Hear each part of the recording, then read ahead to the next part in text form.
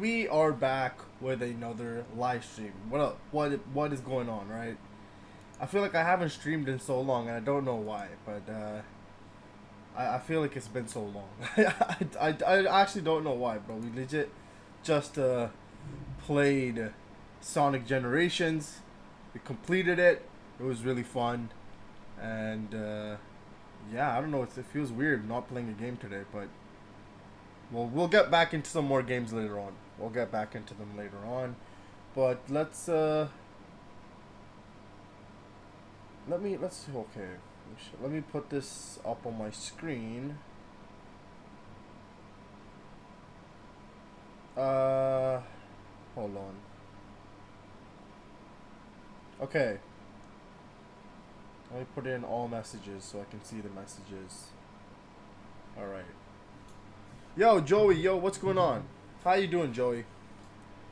How are you doing? I finally made it to the beginning of the stream. Yeah, you actually did. Welcome. How you doing? Yeah, we did play Sonic Generations the last two streams, which was really fun. But I'm doing great. That is good to hear. I'm glad to hear that. But we're gonna get back into videos now. We're gonna get back into learning some more Sonic lore, basically. You know, we're getting back into it.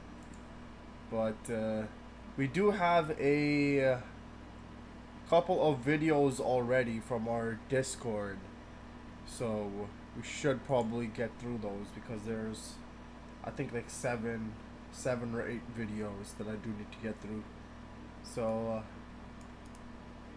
let me see. Let me see. I don't even know what the first video is. What is the first video? Oh, okay. The first video is Fidel. Games Cage. Okay. I finally played Sonic X Shadow Generations. That's what we're gonna do. Happy birthday, Sonic. Yes, happy birthday to Sonic as well. The GOAT himself. It is Sup, bro? How you doing, Sean? How you doing? Is there nothing like going on for Sonic's birthday, or let me see here. Sonic birthday. Bruh.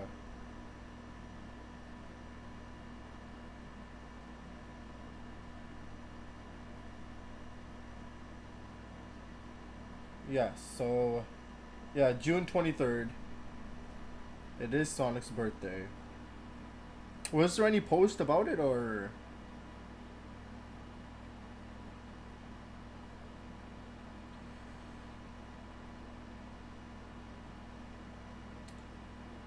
okay.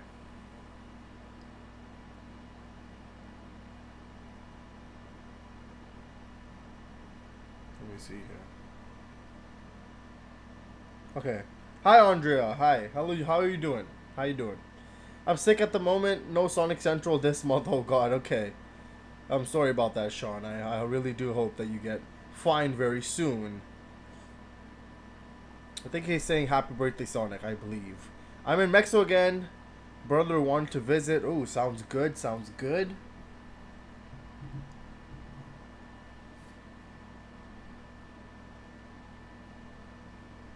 Wait a minute.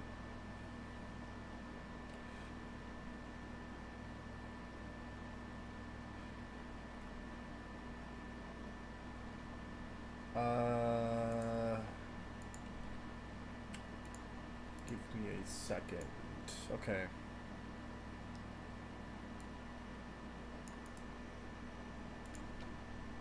Okay. Where is it? Happy birthday, Sonic. And then it was title context. There is no context to the title, Andrea. I just randomly made it. I think it's Kendrick's song or something like that. So I don't know why. I saw a post about it, and I'm like, you know what? Let's just name the title this. Oh my God, Joey! Thank you, bro. Joey. Thank you very much, Joey. But once again, you don't need to be donating, my man. But thank you. Who is they? I don't know, bro. It's some song that Kendrick made. I think it's a diss towards Drake or something like that. But anyways, Kendrick bars. Yes, Kendrick bars. Yo, Cheese, what is going up? How you doing? How you doing?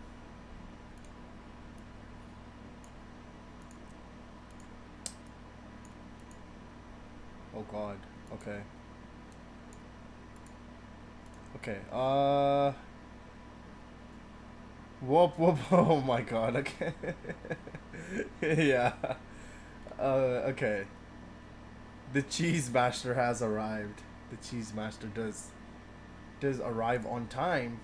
All right, we're gonna check out Joey's recommendation here. Receive and Believe You from Dragon 8 OST.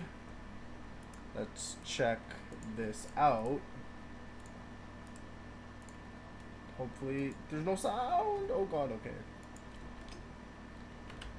And then we'll get into Fidel's video. If YouTube can work, please. Thank you, YouTube. Okay. Receive and Believe You. That's what we're going to check out first. It is a song, of course. And then we'll get into Fidel's video. I think these are Cheese's recommendations, I believe, for the videos. My 4 suggestions for videos are in the channel. Yeah, I have all of them in the queue, Cheese. I do believe that they are the first 4 videos that we're going to watch after this song. I do believe so. But I did add all of them to the notepad. And then I also added Sean's as well. Something about Sonic and Pikachu or something like that. But I don't know. We'll watch that later. We'll get into that stuff later. But for now, let's see what this is about. Receive and Believe You. Cool, I got music too. Sounds good, sounds good. Alright, let's check this out.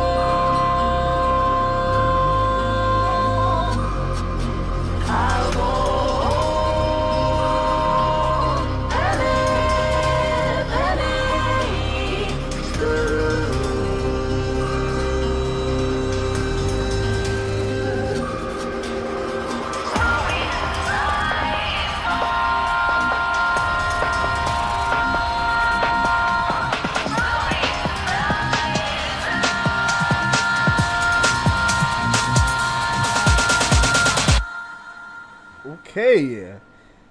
That was an interesting end to the song. I feel like majority of the song was just like so badass. You know, it was like, yo, it was really intense with this, like, I don't really know what type of feeling it is, but like that, I don't know what type of feeling I was thinking about, but it just like had like this badass kick to it. I just absolutely loved it. And in the end, they had like a very, I would like to say, kind of like a peaceful ending.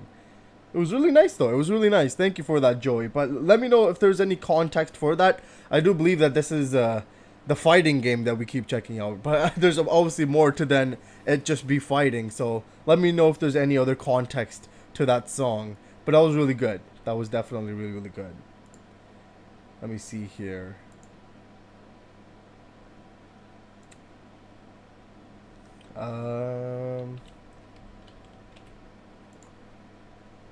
Okay. Where were we? Okay. Let me see the comments. Hey y'all, yo, Omega. How you doing, Omega? How you doing? Like always, Joey the GOAT, I agree. Sup, Omega. Every Like a Dragon game has the remix of Receive You, as it is the main theme of the series. Oh, okay. Okay, I see. Well, that's a pretty big context for that song if it's the main theme of the damn series. But I like it. I do like it. I do like what it brings. It brings, like, once again, like, this just badass type of element to it. Now it's time for Fidel. He is sitting outside. I don't know where, but I'm pretty sure that is he not Canadian? So I think where the hell is he? I think he's East Canada or something like that. But yeah, this is the 8th remix of the song now. Oh, okay, I see. That was really nice. What do you think of BTS now, G? I think they are amazing. Oh my god, they are definitely amazing. I can see why a lot of people get addicted to their music. They bring just such a positive and happy vibe through their music and the music video. And I have to say, I really enjoy it. I really do enjoy the songs that you do be sending my way, Omega. So thank you for that. Let's see. Okay, music. Alright, I'll add that after this video, cheese. This was when he went to Los Angeles to play the game. Oh, okay. Well, this is okay. Let's see this then. I'm interested. I am interested to see how this goes. I think this is this like the beta version? Is that what's going on here? Because it's not the actual game, right? It's like the beta version or something. Hi, KR. Hello. How you doing, KR? Welcome. But I do believe it's just the prototype version, I think, not the beta version, whatever it's called. Either prototype version or beta version, but it's the demo of the full game. Okay, there we go. All right. I can hear music. It's a bit loud. What music? There is no music. All right. Anyways, let's just get into this video, bro. Let's see what this guy thinks. Yo, call me, I'm in public because I can't say anything crazy out here. Hey everybody, what's up? Welcome back to the Game Sketch. Today and only today, we are here to talk about Shadow Generations. Well, it's Sonic Generations, but I really mostly played the Shadow Generations portion of the demo. I got about an hour with the game. I think I'm gonna go back and play a bit more tomorrow, but I got to play enough of the game. I got to play the 2 levels that were available to us, which was Space Colony Act 1, and I got to play the Bio Lizard boss fight. That was Act 1 of the Space Colony arc, which is fire. There's a lot to go over, so mind me if I'm stuttering and all this stuff. There's going to be my own footage that I have recorded from when I played, but there's also B-roll footage that was provided to us, so it's going to be a mix of both in this video. But let me talk to you. Bro, no cap, bro. I would be shitting my pants talking to a camera in public, bro. I cannot do that, bro. I cannot do that. I just think, nah, bruh. Nah. I don't know why. I know a lot of people do it, and I feel like society is just so... I feel comfortable nowadays, like seeing somebody just talk to a camera or just talk to something, and that is not an actual person. But I don't know why. It's just it is still just, I don't know. It's a weird feeling. It is a weird feeling, I guess. But anyways, lower the volume then, KR. Bro, it was TikTok. What are you talking about, KR? What TikTok? What? A lot happened a couple of weeks ago. A lot. Oh god, okay. Yeah. Okay, let's continue on with this video. This, right? Because it's going to be really just quick me throwing my thoughts out there for y'all. Right off the bat, what do I think of Shadow Generations? Now, I'll talk about Sonic Generations towards the end for people that want to hear about that, but everybody's here for Shadow, so let's talk about Shadow. So, first of all, how does Shadow feel? Fucking great. It's, how do I explain it? It's almost like, think of cyberspace, right? But it's like the ones from Final Horizon, where it feels like there's a lot of multiple paths you can take. What I adore so much about this, right, is I think this act, right, that I did with Shadow is probably one of my favorite Sonic acts or Shadow acts of all time, because it is exactly what I want from a Sonic level. I want a mix of cinematic moments as well as high-speed moments as well as options. And I felt like this level, just this one level that was 5 to 6 minutes long, by the way, and I S-ranked it. Like, that was me doing my best. I did a few tries, but I S-ranked it. This is exactly what I wanted, man. You know what I'm saying? Like, this is exactly what we were waiting for, like a meaty level. When was the last time a Sonic level was that long? Maybe literally Sonic Unleashed. So to be in a level for that long with this many moments was awesome, right? So you run like Sonic, you know, you have a boost like Sonic, but Shadow's main gimmick, at least for now, right, we do know there's skill points and we know he has wings and all this shit that I didn't get access to, or the open world. His main gimmick he has is Chaos Control, again, at least for now. And so when you fill the meter to get Chaos Control, everything around you stops. And at first I was kind of confused. I was like, why am I doing this? But you then realize later that platforms are, you know, climbable because they're in a certain order. So when you use Chaos Control, you can go up certain platforms to go up to certain different paths. So that's awesome. You know what I mean? Again, that's like that next level of even more branching path options. Bro, you get to use Chaos Control. Oh my god, this game is actually about to slap. Holy shit, bro. Oh my god, this game is actually gonna go insane. Bro, it's gonna be so fun. It's gonna be so fun. Joey, oh my god, Joey. Thank you, Joey. Okay, I'll check it out. I'll check it out right after this video. I prefer talking to a camera in private. Honestly, same. Like, if I mean, I'm doing it kind of right now, but even though I am talking to you guys, talking in private is a lot more different than talking in public, bro. It's just so much more different. A lot less noise that way, and it's not a lot less, yes, it's a lot less embarrassing as well, I guess you can say. But yeah. Anyways, let's keep going. Let's keep going. You know, where it's like, okay, you could take the bottom path, you could take a left path. Sometimes there's sometimes a path hidden under a crate. You know, sometimes you are using Chaos Control right when all the missiles are like tied together, so you can go upwards on a different path. There's an enemy you can hit to go upwards. It is dope. You know what I mean? It's absolutely sick, and I think he does have momentum. It's not like, you know, a crazy amount of momentum, but he has a decent amount of momentum where when you boost upwards, you don't need to like jump to follow up the speed. You kind of just boost on his own to go up to a different platform. The music was awesome. I couldn't pinpoint what song it was, but it was a remix of an existing track. But what stands out so much about this level, again, is the cinematic value. There's a moment about, you know, 2 to 3 minutes into it where you use Chaos Control, you're bashing this missile up together, and then you kick it, and then you're thrown into the next area where Black Doom shows up. Black Doom is talking to you, and by the way, unless the voice actor exactly one-to-one the same, that is 100% Sean Shemo. We meet again, Shadow the Hedgehog, my latest creation. The promised time will arrive once more. You cannot deny your fate. We shall meet again, Shadow. Unless the person is perfect at doing that impression, that seemed like Sean Shemo's Black Doom to me. And he's talking shit to you as you're going through. And when you're going through the next area, it's trippy. You know what I mean? It's a path where the paths are twisted. You go down the sky like you do in the original Westopolis opening of the Shadow the Hedgehog game. So that's fucking awesome.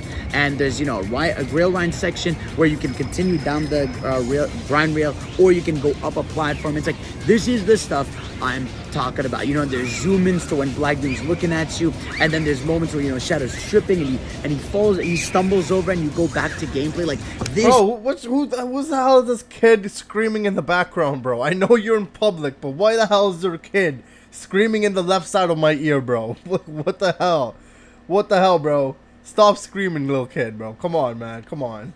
is the stuff I am here for and that I want for Sonic so much more. You know what I mean? Like, because we don't even have that in Frontiers. There isn't a cyberspace level where that has, you know, cinematic dynamic moments, you know? So for levels here to have this, and this being Act 1 is awesome. So overall, like, just the first level, I loved my time with it. Shadow controls well enough. I think it's not one of those things where it's perfect. I wish he had like the drift, kind of, you know, how Sonic does in Sonic Generations. But for the most part, he controls really well. He's fun to play. There's multiple paths. It's just a sick platforming level with a mix of dynamic cameras, dynamic movement, and everything. And also, unlike Sonic Frontiers, he does have victory animation. So depending on, you know, how you win, what you do, he's gonna have a different win animation, which is fire. So I'm glad that they added that back in, because that was my biggest issue with, well, one of my issues with Frontiers, where like you would beat a cyberspace level and you did not get a animation for winning or anything. So I'm glad you have that in there. So that's really it for the first level. Had a great time with it.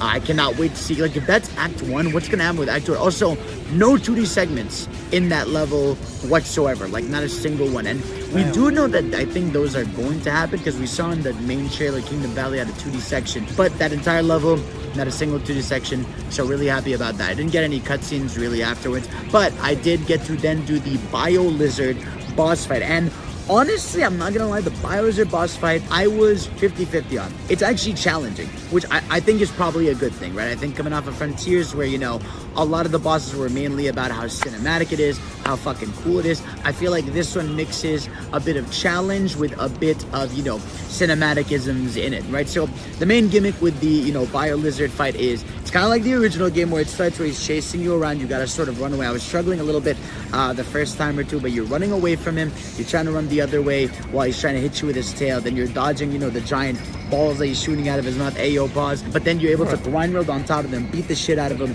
and then boom, then he goes into the next phase. The next phase, he grows these arms, and that's really cool. Again, like, mid-fight changes are dope to me. He grows these arms, he's smacking the ground, eventually you can hit the arm a bunch with Shadow, then you're using Chaos Control to hit the floating, you know, bubbles to go and hit his core, and then eventually there's a third phase where, yeah, he slams his body down, you gotta hit the arms again, but it's harder to dodge, so really good mix. And then the last phase, this is the phase where I got a little bit confused, where they want you to use Chaos Spear to hit these things that are coming at you, but the camera doesn't really explain that too well, and it's kind of iffy, right? So on that note, I was kind of whatever about. But again, once you shoot those, you eventually get Chaos Control. He shoots a giant beam at you, you Chaos Control it, you hit it a bunch, knock it back at him and punch him. And again, the dope cinematic value in here is fucking awesome, especially for what seems to be very early things in the Shadow Act. Like, this is nothing compared to what we've seen in the trailer, what we know. Like, we don't even know the hub world, we don't even know where Kingdom Valley is, we don't even know where Real Canyon is, we don't know, like,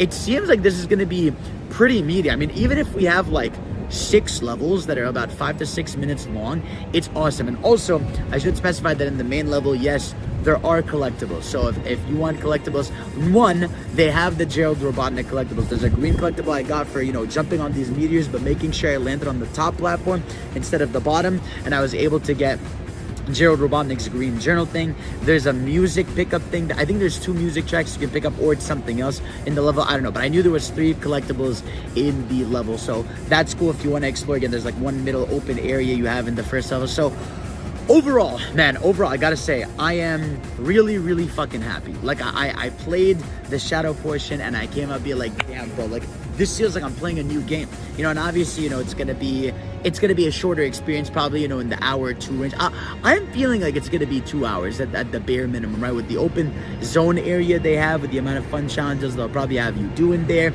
with the levels being as lengthy as they are, without even cutscenes.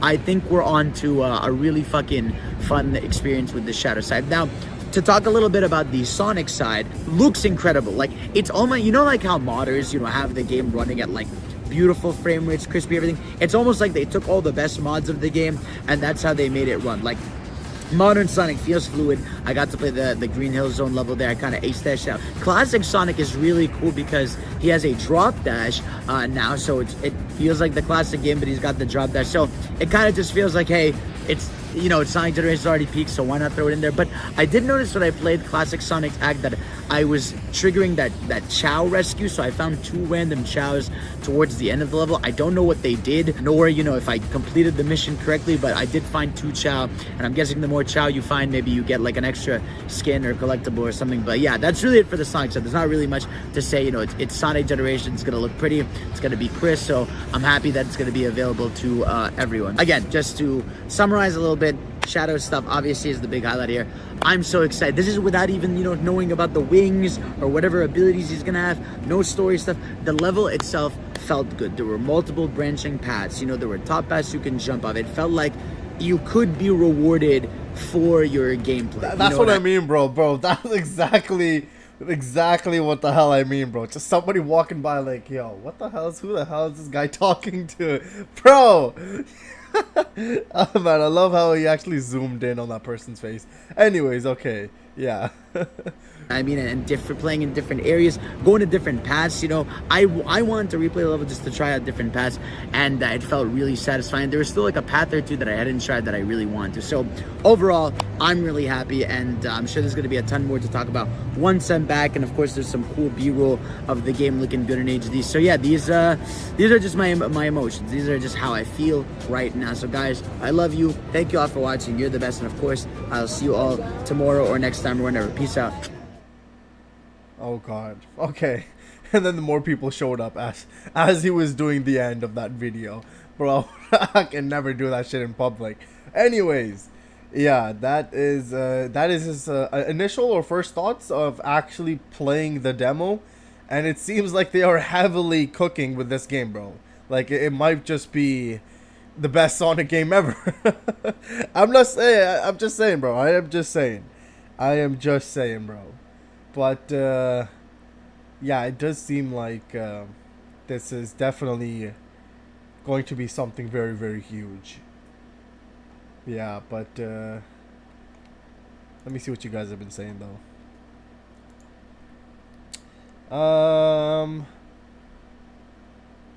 Okay.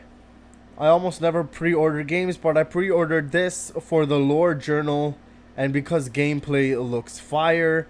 I remember when you still didn't know what Chaos Control was. We expect you to play Sonic X Shadow Gens again without dying. What? Without dying? Oh god, he's a Sonic fan now, remember, of course.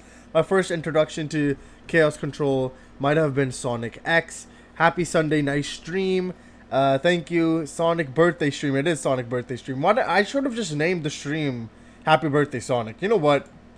Yeah, that's probably a lot better than they not like us, bro. All right, let me say that. Happy birthday, Sonic. There we go. There we go. We're changing the title midstream. Happy birthday, Sonic. There we go. Okay. Let me see what you guys have been saying. Shadow Frontiers. Oh god, damn! I love the teleport attacks. I love the Shadow.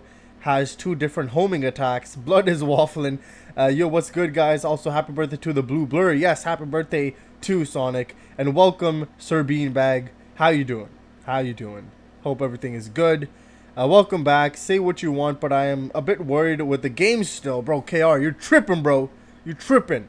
Shadow will never let me down, bro. Shadow will never, ever let me down. I know that for a fact.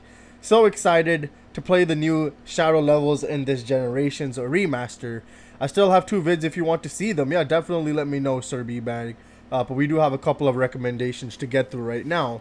But I can add them to the list. Sonic Generations was my first Sonic game back in 2011. I hate the PlayStation exclusive stuff. Might have to get it on Steam. I didn't even know today is Sonic's birthday. What the hell? I was gonna get it on PS anyway, but that's some nonsense. Happy birthday, Sonic. Like Digital Deluxe having an exclusive level. Are you kidding? Fake fan, lol, JK. I got my reasons. Hello. Welcome, Alex. How you doing? How you doing, Alex? Hope everything is going good with you. But welcome. We just watched Fidel's reaction to the demo that he played. Hey, where was my invite, bro? Where was my invite, yeah, Sega? What the heck? Oh, man. Okay. Let me see. Oh, hold on. Why did I do that? Cheese had. Where is cheese? Oh, there it is. Okay.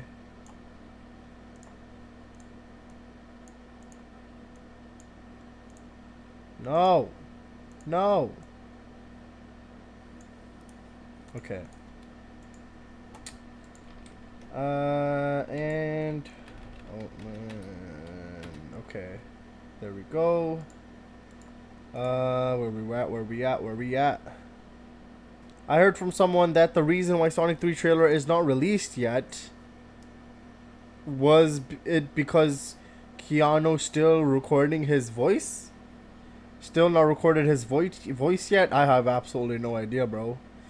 I heard some dialogue from Shadow in the video we'll watch, and I knew Shadow as a good character has returned.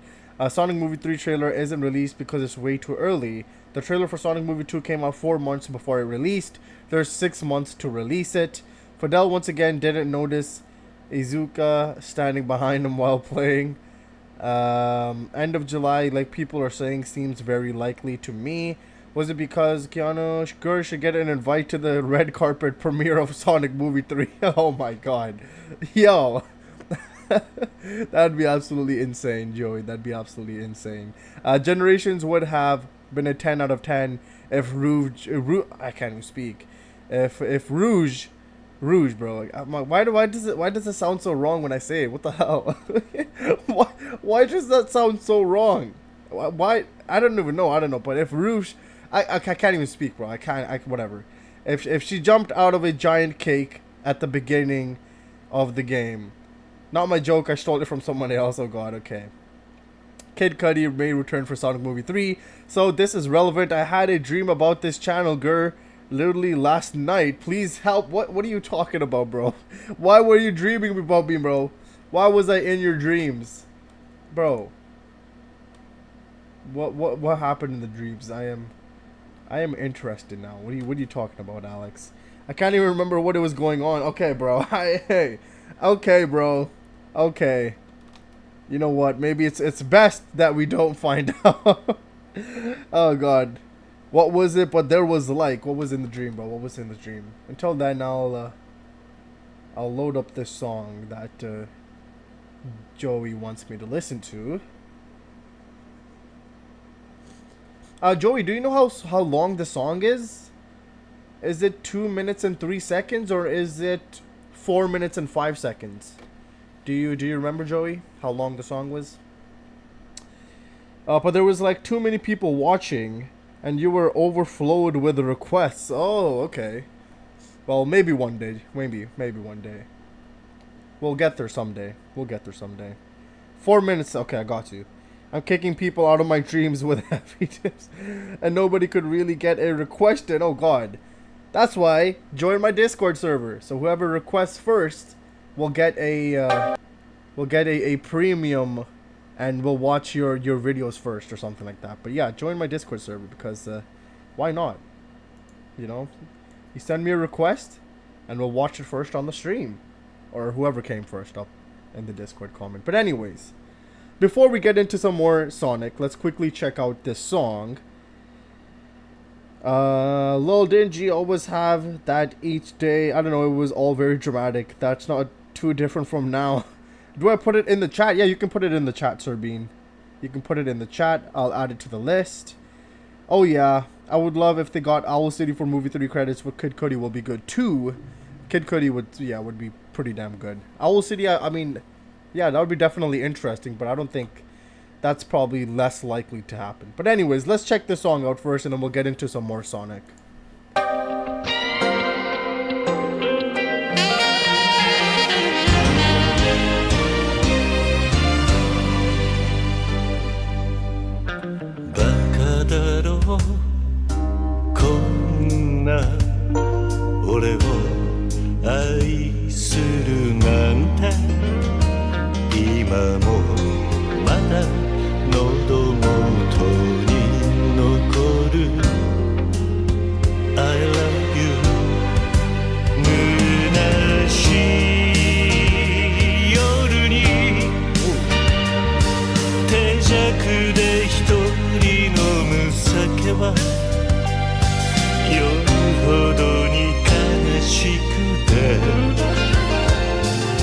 くもないことずっと分かっていたのに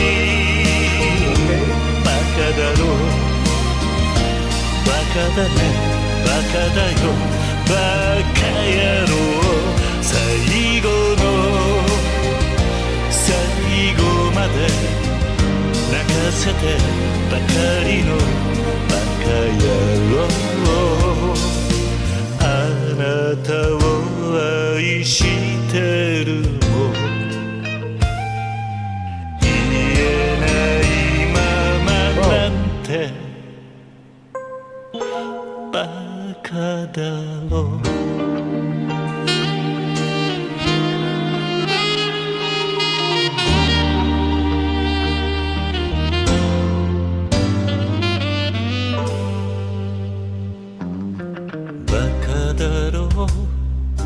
こんな俺を待っていたなんて心から愛してたいつも遅いほんとバカだな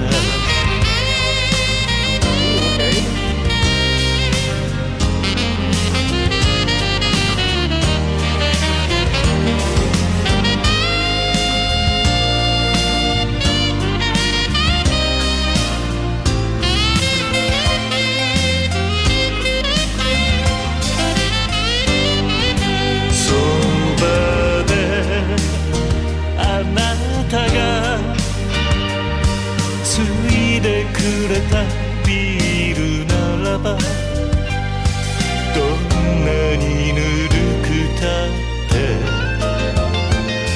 まずくはないことずっと分かっていたのにバカだろバカだねこんなにバカ野郎あんなに愛してくれていたのにバカ野郎今までありがとうも言えないままなんてバカだろう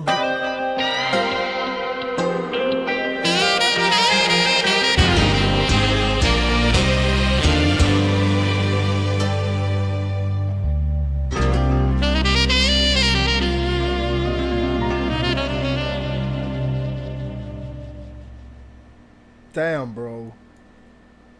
What the hell did we just listen to? Like, that was so just soothing. That was so soothing and just relaxing. That was so beautiful to listen to. We're just listening to music in other people's languages. It's just so beautiful, bro. It's genuinely so beautiful. Like, I don't even need to just understand what is being said. Just how it's being said, it sounded so damn good. And that was so relaxing, bro.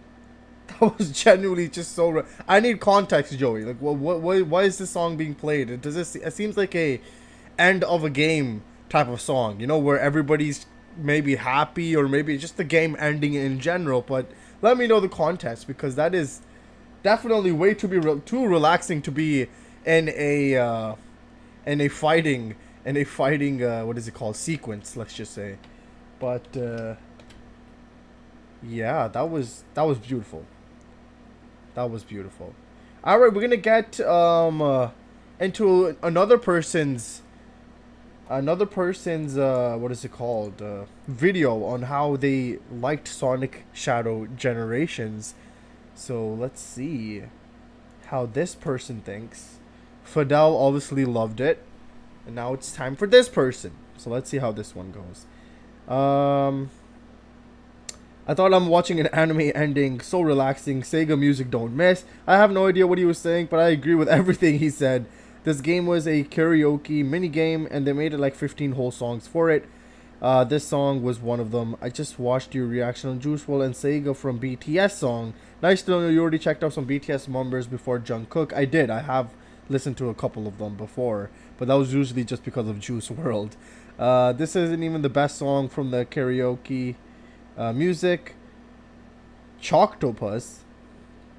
You actually don't kill anyone despite brutally beating the crap out of everyone. Oh, okay. Okay, you beat the shit out of everybody, but you don't kill them. Alright, Sega. I see you drew the line.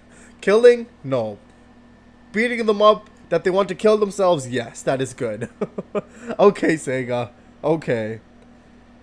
Toctopus plays a lot of Sonic games too for his channel. Okay, I see. Okay, I see. Exactly. Exactly. Alright. Well, let's see how they think about Sonic X Shadow Generations. Let's get into this video. So I have the opportunity to play Shadow Generations early, thanks to Sega. I'm not going to play through Sonic Generations. I did that video already. You could go watch that. So we have 2 levels to do in Shadow Generations. If you want an early sneak peek at the game, I'm going to be playing through all of it. Make sure you subscribe, and let's see what they're cooking.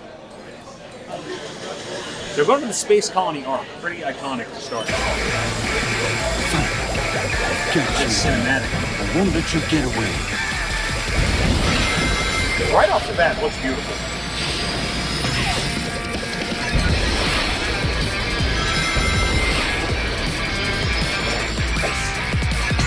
Alright, so it looks like they kept homing attack and jump on different buttons, which always throws me off. I have a meter down at the bottom. I assume that's going to be Chaos Control or something similar. Chaos Spear, right?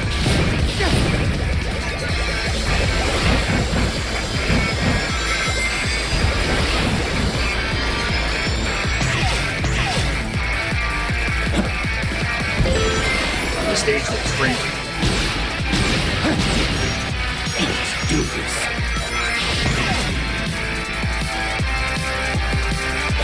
Oh, I have Chaos Control available. Okay. I don't know if we need to use it yet.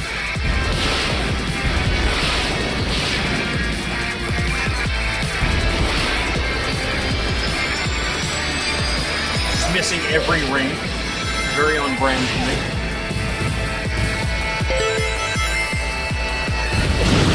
Just right through them.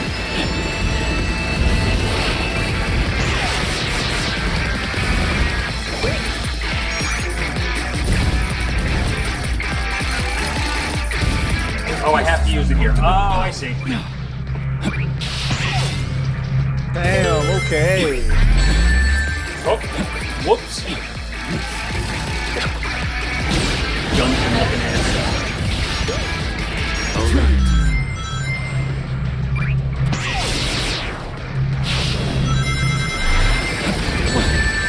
Okay, that's twice.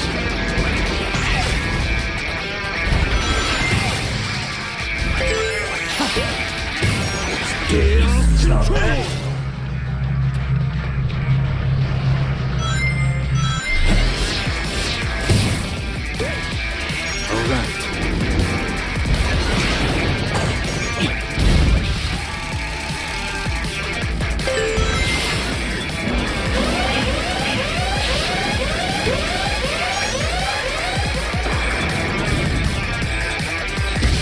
Big ass gun at me, alright. Stop that. Yo, what? Okay. Hang on. This is crazy. Holy shit, bro. Yo, this is super cinematic. Alright, Sega, I see you. You're cooking.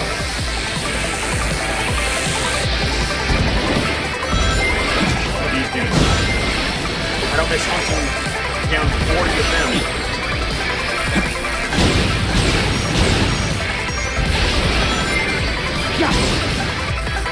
Getting, Shadow PTSD. Doing every ending.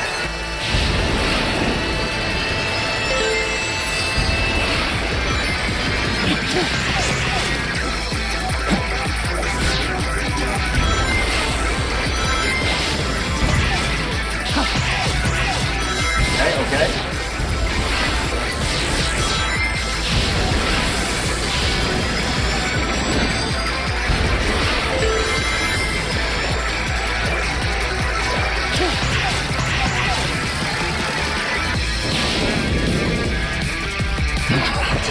Black Doom's back.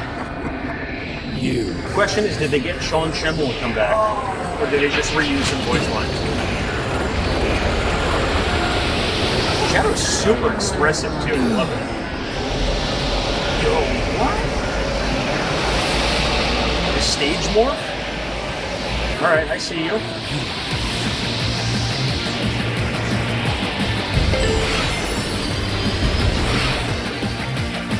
Meet again, Shadow the Hedgehog.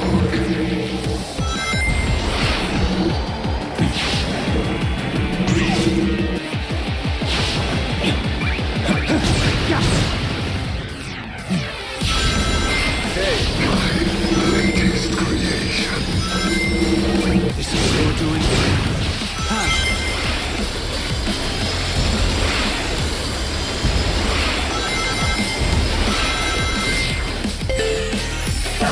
Let's go bottoms. It looks like you got multiple path options too.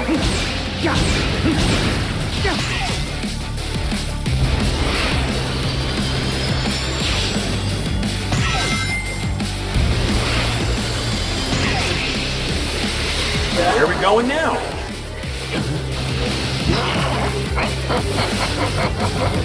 Dude, these cutscenes are really nice. X. Just to jump higher? Okay, missed that one. The promised time will arrive once more. Fall off the stage. Ouch.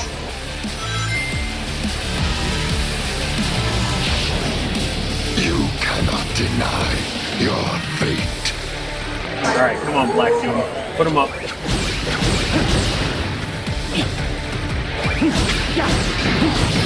Bam. Bitch. Give me that purple boom. What? So what I was tracking was him. I won't let him escape.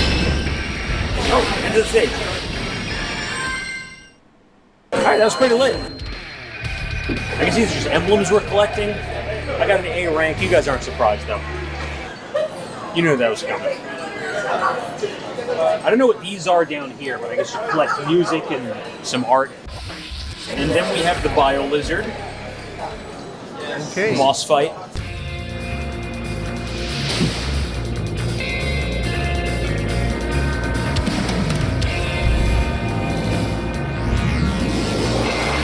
Here he comes. Here comes the big boy.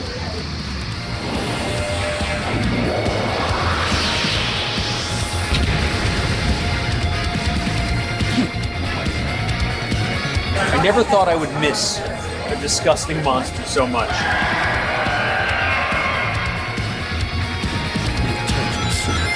Alright, come on. That's right, he is being tortured. Put him out of his misery. Crap. Ow, ow, ow. That doesn't count. I will end your suffering.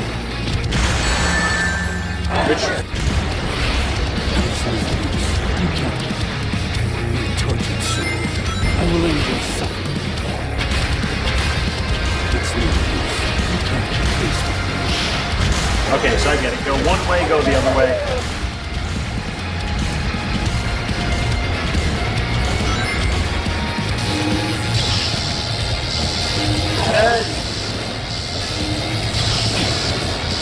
Got horrible indigestion. Your energy is still unstable. Oh, we're grinding, baby. We're grinding.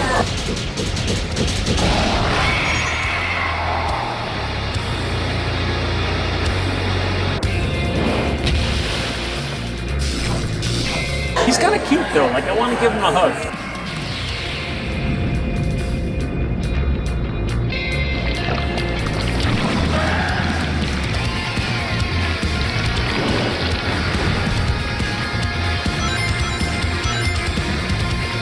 You think those will stop me? Imitation.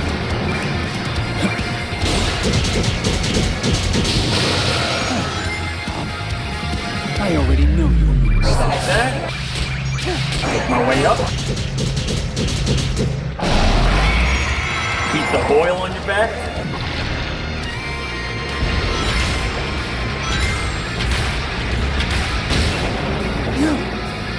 Come on, next one.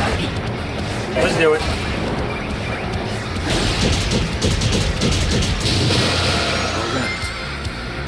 Chaos control.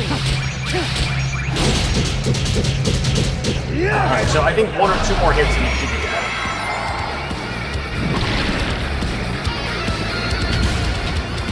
The game is super vibrant, though. Ow. No, you don't. Cherry Blossom season's over.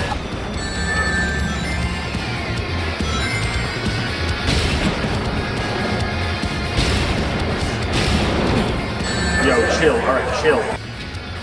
Chill.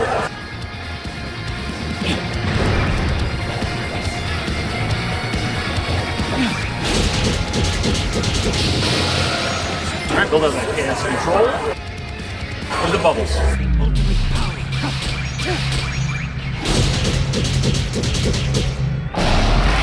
One more hit.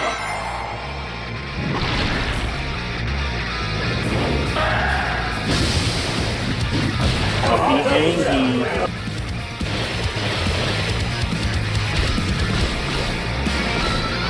Alright, he's up, Bane.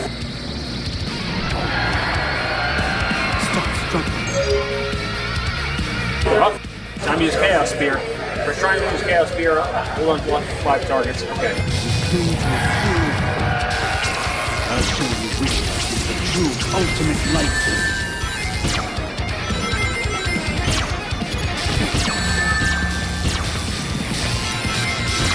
Revenge. I'll give it all back.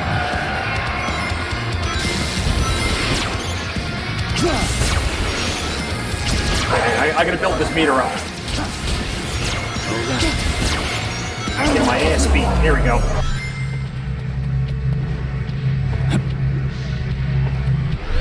Wait, did I waste that?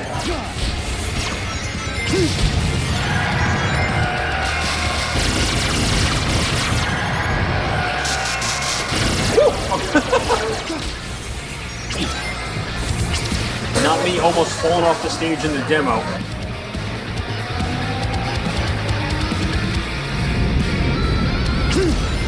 Oh, Majin Buu, what are you doing? Is that all you got? Chaos control. This. Out of my way. Out of my way.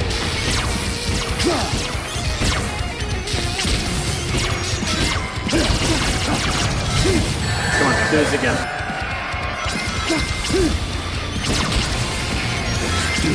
Chaos control. How am I getting up there?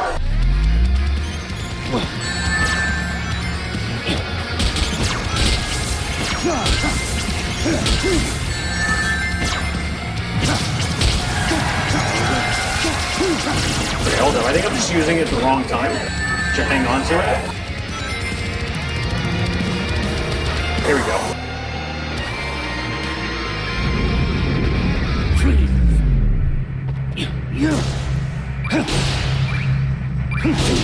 There we go.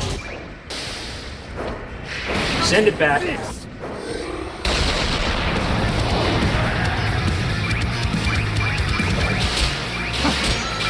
Alright, here we go. End him. That was crazy. They made this really cinematic. And I love it.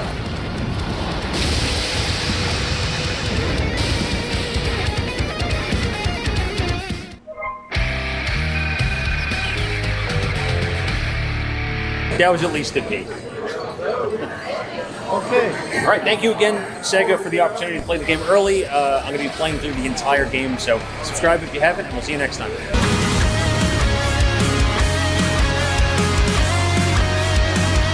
All right. Yeah, this game is gonna be insane, bro. This game is actually going to be insane. Okay. Let me see here.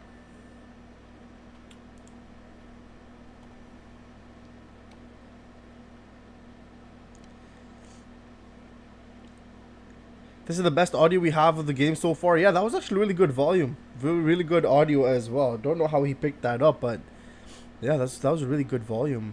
Or really the best audio that we have heard so far as well. You ran in a straight line for 5 seconds. This is literally Sonic Forces. Sonic fans have Forces PTSD. It will heal eventually. Hi there, today is Sonic the Hedgehog birthday. Hello, how you doing? Welcome. Yes, it is Sonic's birthday. Hope it's at least 2 hours. What's at least 2 hours? I have heard they brought on Generation staff on this, but I haven't confirmed it. Either way, level design is a lot better. The Supporting Me remix goes crazy despite not having lyrics. By the way, Cheese, I sent you a friend request last week and you haven't responded. It's really just the Frontiers jump. My friend requests are slower than the government bureaucracy. I can't even say words, bro. Oh my god. But anyways, the Bureau, bro. The Bureau. Yeah, Shadow Gens uses the Frontiers engine. He has double jump this time. The dialogue. I've won. Chaos Spear. Shadow is no longer Walmart. Octopus never claimed to be good at Sonic games. Mind you, he is a fan though. To be fair, it's a new Sonic game. Or it's a new game. There's really good Fidel gameplay too, but there's like no audio. Very true. Space Colony Arc speedrun. Can I get a video suggestion? Yes. You can be added to the list. Anyone pre-ordered the game? I did. And I don't pre-order games. Too broke at the moment. I pre-ordered, but I've still got my issues and I'm not ready to give my full thoughts yet. What do you mean full thoughts? You haven't even played the damn game, bro. You're supposed to give your full thoughts after you play the game. Before the game is just pre-thoughts, bro. It's just the pre-thoughts. Usually I don't, but the stuff was kind of looking cool. Japan gets the cool box art and the Shadow statue. More music, the arc. And, okay. Got you. Alright. Alright, let's check out some more videos. The next one was... Let's see what the next one was. Okay, call me a B. Next one is another Fidel video ranking every supersonic fight. That is what we're gonna watch. So let's put my screen up and let's see this. My full thoughts on the trailers. All right, KR. All right, let's see what Fidel has as his best supersonic fight. Okay, call me a B the way your wife is not my honey. Hey everybody, what's up? Welcome back to the Game Sketch. Today and only today, we are here, that's right, to actually rank these supersonic fights across the series. I'm really excited to do this one because there's surprisingly a lot. Now, keep in mind I'm going to be specifically ranking fights with supersonic. I'm not going to be ranking, you know, when you can unlock supersonic in colors and you can just use them in a level. I'm going to rank specifically the battles that go on with them. I'm going to try to judge them just like by a few things, like how hype it is, how cool the mechanics and gameplays introduced on them and all that, and then how different they are. And if you want more videos like this, make sure you subscribe to support the content. Yeah! Now, this is the metric I'm going to rank this. I'm going to have them an absolute peak. It's fire, ite, or ass. So technically, the first supersonic fight that happens in the series is actually hypersonic in Sonic 3 and Knuckles. And I gotta say, this fight for a debut is so cinematic, right? Not only are you not just supersonic, you're hypersonic, right? But you guys are flying up to the moon. There's a segment where you're just flying through, you know, trying to get through some meteors. Then there's like a segment where, you know, you gotta get these missiles back at Dr. Eggman and hit him back with it. And then, right, you are getting a final segment where you're just hitting him as he carries the Master Emerald. And it's really good. You know, you got some menacing music playing in the background. You got just a nice atmosphere. And again, you got to talk about this in the lens of a game from the 1990s. This just felt over the top and really cool and really gave you the aura that you were powerful and invincible. And so with that, I'm going to put Sonic 3 and Knuckles in fire. I think it is genuinely genuinely such a sick fight and it's such a good start for the series. Now, surprisingly, the next one we jump to right away is Sonic Adventure, right? Sonic Adventure Super Sonic fight. In terms of introduction, nothing too crazy. You know, they get to this lead up where Sonic, you know, wants to change Chaos, and then he gets the Chaos Emeralds, and the fight itself is so fucking awesome. I would argue this is almost peak, you know, in a sense of, one, you get your first vocal theme for a Super Sonic battle with Open Your Heart, and it's fucking awesome. The game doesn't do anything too complicated where they introduce a lot of mechanics. In fact, it is just you flying over water and using boost pads to gain as much speed as possible to get all the way to the top of Perfect Chaos. Now, I would say one notable flaw of this fight is it's just kind of repetitive. Like, you do that same motion of going to hit Perfect Chaos like 5-6 times even on his second phase, right? But I will say, like I said, I feel like for me it fits in the category of fire just because it's that vocal theme that hits for the first time. The look of it is sick, but I do wish that they had introduced a little bit more because you're still kind of grounded in the fight. You're not really flying as Super Sonic. Now, surprisingly, the next one we have is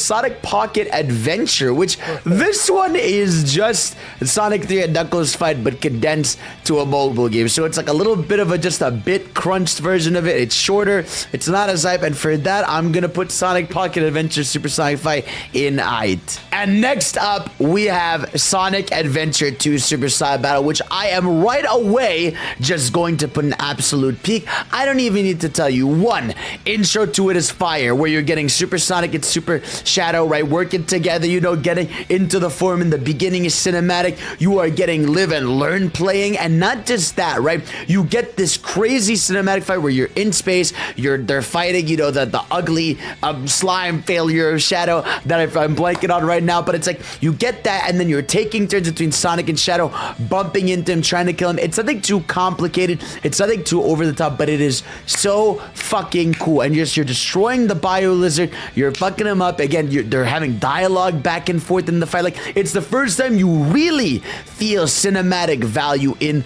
the fight, right? Up until the lead up to the end where you win it, and then they handshake each other, up until even after the fight where you and Shadow are fighting together, right? And then Shadow makes the sacrifice and gets sent down to the earth, and it is fucking perfect. I adore this one, absolutely peak. Now, the next one we have on the list is Sonic Advance, which Sonic Advance Super Sonic Fight is kind of just another version of Sonic 3 and Knuckles fight, which at this point I'm like, okay, is there nothing else we could do in a 2D game? I understand there's limitations, but just us being Super Sonic and bumping into, you know, the final boss over and over again isn't really my favorite thing. The music is really good, and like I said, I do appreciate that. I guess Sonic Sprite looks fantastic as Super Sonic in Advance, but again, it's another version of this, which I guess is why for me, I'm gonna put Sonic Advances in height. Hey man, if you like Sonic Advance 1s, you're gonna love Sonic Advance 2 because it's the same thing. Besides a bit of a cool intro you get where you actually get to see Sonic transforming into Super Sonic, which I think is fucking awesome. I think, again, another fight where I'm in space, I see Earth on the bottom, and I'm just trying to hit Eggman with his own missiles.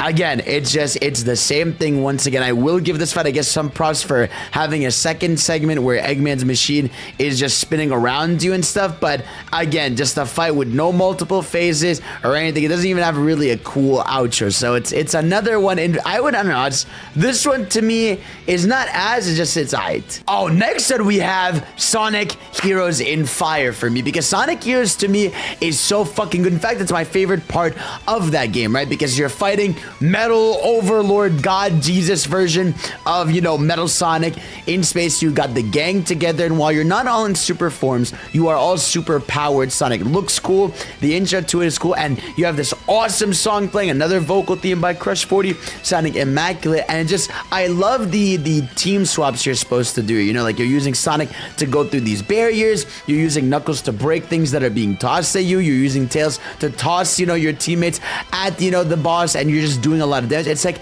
it feels like a team effort, and you're building up to doing the team attack, which looks awesome. And while again it can be a little repetitive and long, I still think it's a really cool boss fight, which is why I would put it in fire. All right, so next up is Sonic Advance 3 Strike. And again, while having a raw intro to Super Sonic, it is another 2D fight in space. However, I will give this one extra props because in this one, it is not just you bumping into the boss fight, which is General, that's super powered, which is really cool, but you are actually working with Eggman. So this is kind of the first time you get a Super Sonic team up with Eggman. Technically, they've worked together before, but this is the first time you're actually using him. So I give them props for this one. Honestly, I would say this one again still falls in height for me just because it's just that same formula again. Hey, you get enough of these 2D boss battles? Well, another one is Sonic Rush. Now, again, while I will give this one very much props, right, that the intro to it is really cool. How you see Super Sonic transforming and you see Blaze the Cat transforming.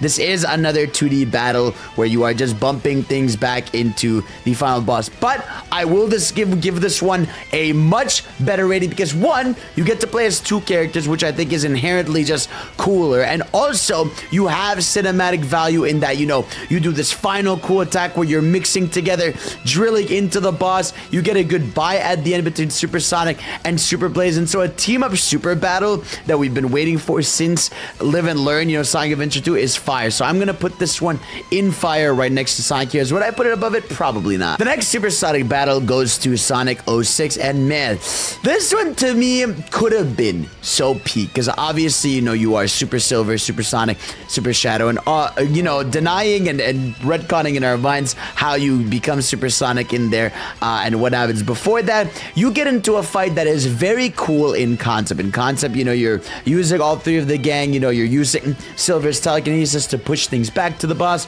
You're getting Shadow shooting spears at him. You're getting Sonic just boosting into him, and I think it's really cool. But the boss just feels like a whole lot of nothing, you know, in a sense of like it doesn't work too well. It feels repetitive. You're losing rings way too fast. It's like I do like the banter that goes back and forth, but the fight to me is just so annoying and frustrating that to me I would put it in.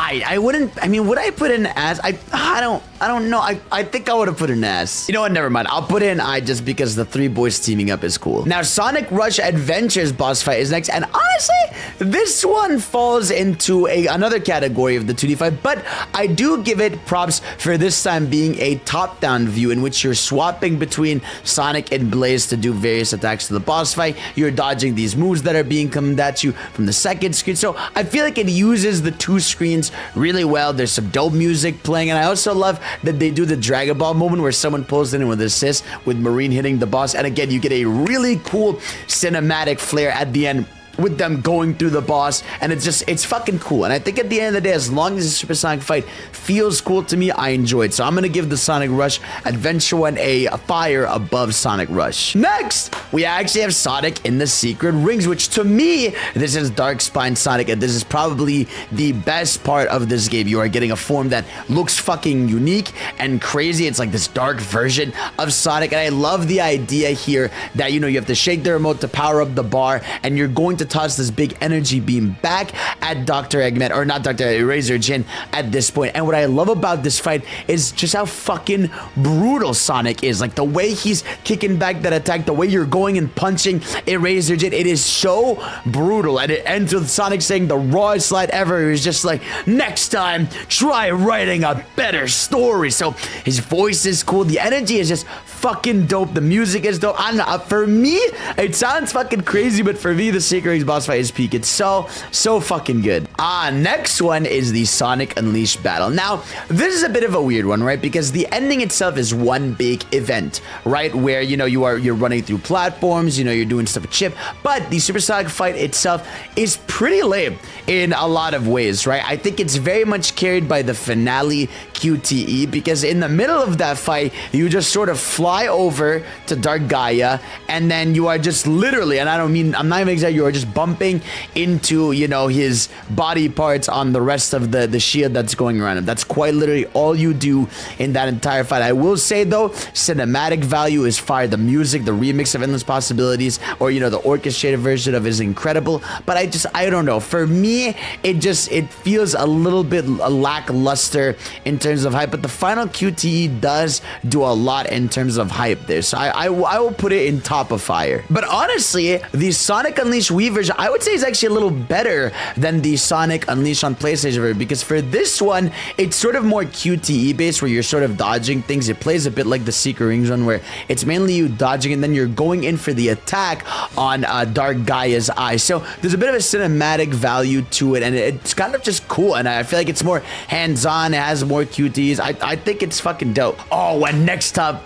we have Excalibur Sonic with Sonic in the Black Knight. Oh my god, for me, I'm not gonna lie to you, is it better than Sonic Adventure 2's? No, but it is right behind it. I still think this one is so fucking raw. The music playing, how you are a gold knight, you know, the intro, obviously, to how you transform to it is incredible. I just love everything about this fight. You're dodging, lasers coming at you, you're doing sword weaves back and forth. You just feel powerful. It's so fucking hype. I don't need to even explain it to you, bro. You already know. It's one of the coolest moments in the season. While I wish it had like an outro to it, right? I still think it is a very fun fucking sick battle. Now, Sonic Colors does not have a supersonic fight on the console version. However, it does have one on the DS version. And this one is kind of cool. You're dodging some rocks, you're doing some things up until you lead up to a move where you are zooming in into the reticle and right attacking it. So while it's nothing too crazy, it does have a nice transformation segment. And it's cool. It's nothing crazy. After all these, I would give it, you know, probably bottom of fire. All right, ladies and gentlemen, we have our first ass of the list, and that is going to be Sonic Generations. I don't care whether you're the console version or the handheld version. The Time Eater is a lame final boss. This fight just sucks, man. You are just boosting and boosting and boosting and boosting. Now, I will say maybe I would put the 3DS version in like eight, just because it's a factor better how much, you know, of your brain you got to use. But God, for the console version, it's so bad. You literally just hold boost. You know, the team is spamming just the same thing over and over. You know, there's just attacks coming at you. It's undecipherable. It's boring. It's just, for me, it's offensive to have done a game like Sonic Generations and the final battle does not feel generational. And then Sonic Team decided to stop doing supersonic fights until we got Sonic Mania. That's right, Sonic Mania.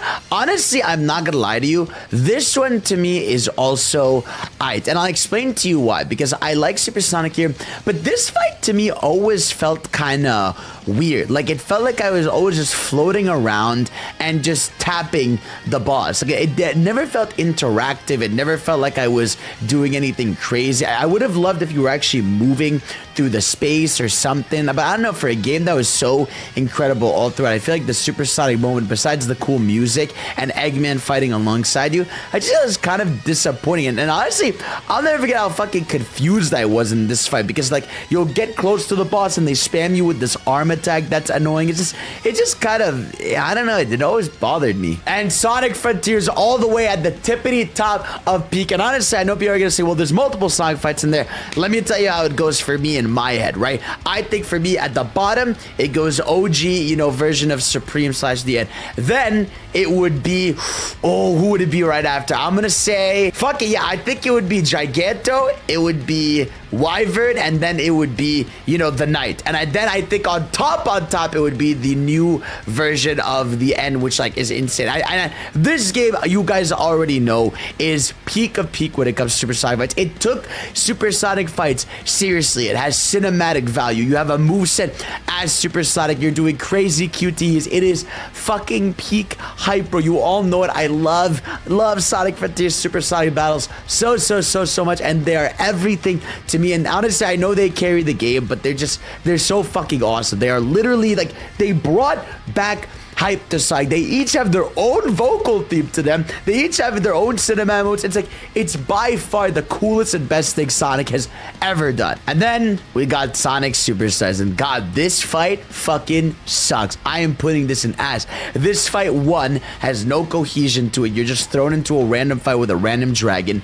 2, it's annoying. Like, the moves are lame. Sometimes you just don't know when you're gonna get, you know, an attack open for you. The final part is frustrating. It is such such a lame finale. There's no cinematic value. I guess maybe the ending move is cool where Sonic, you know, zooms into him, but even then it cuts out. But just, I don't know, man. I felt like this was so disappointing, man. In a game where like a bunch of the boss fights are the problem, I would have loved if the Supersonic fight was at least something. And yeah, those are my Supersonic fights ranked. So let me know, guys, what you think. What are your favorite Supersonic battles in these series? I love you. Thank y'all for watching. And of course, I'll see you all next time. Peace out. All right, that was his list. Probably not gonna ask for your list, but let me know what you think is the best Supersonic fight. I think that's probably a more easy question, let's just say, to answer than giving me an actual list. But let me know what you guys think is the best Supersonic fight that you've ever played or just seen, you know. And let me see what you guys have been saying. Where were we? I know how much you enjoyed Time Eater like the rest of us. I don't know how I can send mine. I don't have Discord on my device. It's fine. Just write the title of the video in chat as well as where it's from. Yeah, you can just do that, Serbian Mag. Yo, can you react to something? What you want me to react to? The cutscene ending the fight in Advance 2 is pretty insane though. It's a GBA, calm down. Fidel forgot about it. I don't know what to just suggest. I'll find something. I found a video. And Marine was never seen ever again. Marine was replaced by with Styx the Badger. Superstars Dragon is RNG the boss. It's wild. I mostly agree. I mostly agree with him. Just some of those 2D fights are better than he gets. I don't think you can send links here, Kessler, or but yeah, just send me the video title and then who it's by, and then I can check it out. I don't think YouTube lets people send links, if I'm not mistaken. I never played Superstars, but that sounds like hell. Unleashed final boss was peak. You won't die from running out of rings. Oh God. Okay. All right. We have KR has a Sonic Color suggestion. No, bro, we're not gonna watch another playthrough, my guy. KR, please, no. I don't want to watch another playthrough. Can you find another video, please? I don't want to watch him play another playthrough, bro. We'll watch Johnny too many times playing every single game, bro. Hell, just send a Sam video if you want, bro. Anything. Just send me a Sam video, KR, bro. Please. Please, bro. Please. Oh, God. Okay. Okay, KR said it's not a playthrough. Okay. Okay. I'll believe you, bro. I'll believe you. It's Johnny vs. Sonic Colors. Wait, where can I... It's King Chaos. Yes, I got you, bro. I got you. Wait, where can I send the link? If you're in the Discord server, just send it in the Discord server in live stream suggestions, or you can just send me the video name and who it's by in the comments if you want to. Yeah, that's what. Okay, not playthroughs. I meant reviews. Okay, I don't want to watch another Sonic Colors review, bro. What's the Discord server? Let me get you the link. Give me a second. Where's the link at?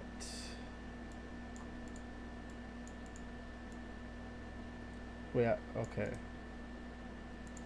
Okay. Does this link even work now? Let me see if it works. Oh, it does work. I bet. Okay, it does work. It does work. Here, let me send it. Let me send the link.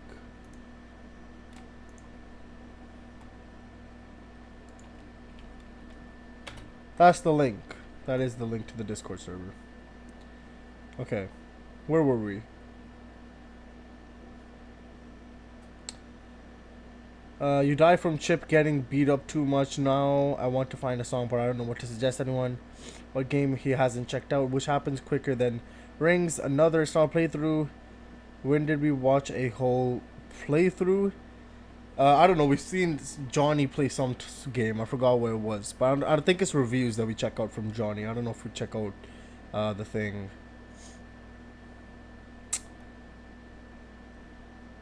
When did we? I haven't played it, so I wouldn't know. Johnny vs. our reviews. What's the Discord? It's in the description. I don't see it there. I'll find another video. Thank you, KR. Thank you. Title Sonic Adventure DLC on a real Sega Dreamcast. I'm pretty sure we've watched that. Yeah, okay, we did watch that apparently. Apparently we did watch that, yeah. We did watch that video. King Chaos, okay, you posted the video. Eminem and J. Cole, okay. Or not J. Cole, sorry. LL Cole J. Cool J. There we go. Okay. Give me a second. Copy link. Alright. Post that here. And we have KR. Let me post that here. Actually, let me see. Okay. Okay.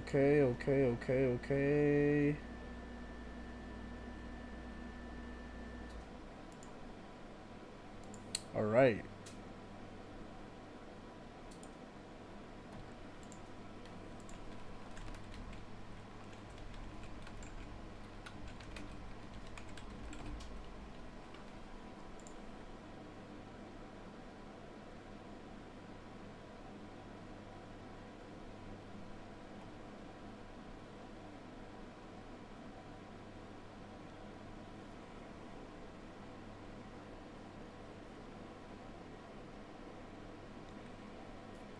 You did. I thought it's cool. I wasn't here yet. I love the rain. Okay. Especially when the news said there would be a drought, bruh. I'm sorry about that, Sir Beanbag. I don't know which live stream you watched it on, but we did watch it. We did watch it. I forgot when it was though. Okay.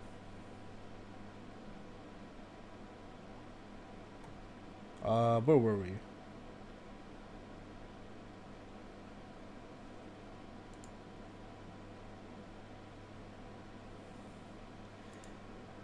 We can just watch the thing. Okay. Okay, hold on. Okay. I mean, we could have just watched Johnny vs. Sonic Colors. But, I thought it was a playthrough. I'm like, bro, not another playthrough. But, it was just a video. But, if you want me to watch the Sam video, KR, then I can watch the Sam video. But, let me know if you want Sam or Sonic Colors. But for now, we're going to get into Chow Mix, which is how 2010's YouTube destroyed Sonic. Oh god, okay. That is something. I got one more video on the channel, and I'll let up. Sounds good, cheese. But let me see what Chow Mix has to say for this video. There was a time when being a Sonic fan was an absolutely miserable experience. Well, besides, like, every day. Nah, jokes aside, we actually have it pretty good now in comparison to how it used to be. What I'm talking about is a very specific era. An era where it felt like it would be easier to explain your browsing history to your parents than publicly admitting that you enjoyed Sonic the Hedgehog. This was a time when simply liking Sonic lumped you in with these eccentric, controversial internet characters. It was seen as cringe, and there was a huge stigma around it. And this isn't even to mention the pure secondhand embarrassment from the quality or even the direction the series was stuck in for a long time. But do you prioritize chat suggestions or that live stream ones in the Discord? I usually do whoever puts a link in the Discord server, I put that in the first, like, top of the list. And then whoever sends messages in the wild live stream, then I watch those after. So yes, I think I do prioritize the live stream ones in the Discord. That's what I do.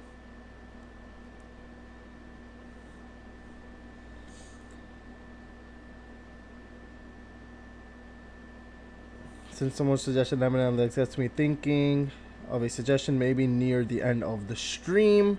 Sounds good, Sean. How about Sam Sonic Colors video, bro? Oh god, KR, man. Be glad you're a new Sonic fan and didn't deal with this girl. Honestly, that is so true. I dodged a bullet before, but I am being blessed with some awesome Sonic content now. I'm already expecting Sonic Boom slander. Oh god. He prioritizes them if they pay him. Bruh. No, but yes, if Joey starts paying in chat, bro, then I 100% prioritize you first, bro. That is, I mean, like, yeah. I mean, but don't send me money, bro. Like, I don't want your money, bro. I just want you to enjoy and have fun. But since Joey legit sends me money to watch something, I'm just like, alright, fine, bro. I'm gonna drop all these other videos and I'll watch what you want me to watch first. But yeah. And then it's Discord, and then it's whoever is in the chat. But anyways, I thought Joey was the only one here giving requests with money. Joey's just he's just rich, bro. Joey's just really rich. I'm still here in spirit, Zach. Oh my god, bro, you never sent a message, did you? Welcome. How you doing, Zach? Damn, bro. Like growing up with the 90s, 200 Sonic, great time. 2010s is pure pain, and off the series. Being a Sonic fan, but outside of the fandom during the 2010s, I don't have much such weaknesses. Yeah. Oh god. Yeah, you guys really did have to go through a lot of stuff. Sonic's status obviously didn't start off this way. Sonic always had plenty of good games from the beginning, which is what contributed to his overwhelming success in the 90s and early 2000s. Sure, he had some not-so-great games, even straight-up bad ones, but overall, Sonic started out as a beloved franchise known for being really charming and fun. And hey, it's not like these good games were going anywhere, right? At least we can always go back and appreciate the good games that came before, right? Well, that's actually where you'd be wrong. It's like everyone decided one day that Sonic wasn't cool anymore. Specifically, during the 2010s, it seemed that everyone had turned on Sonic, and not just the bad games, but his entire back catalog. Even games that were once generally praised were now being ridiculed left and right and actually secretly sucked all along and you just never realized it. Gone were the days of dodging obstacles and collecting rings. Sonic fans were now dodging heaps of harsh criticism and recollecting their pride. So what happened that changed the perception? What happened during this era that seemed to magnify every single misstep? Well, it's true that Sonic is pretty strong. He's fought and triumphed over countless giant robots and eldritch abominations. But nothing could have ever prepared him for his most fearsome opponent yet: YouTube. Welcome to Chalmix, and this is the story on how 2010's YouTube destroyed Sonic the Hedgehog.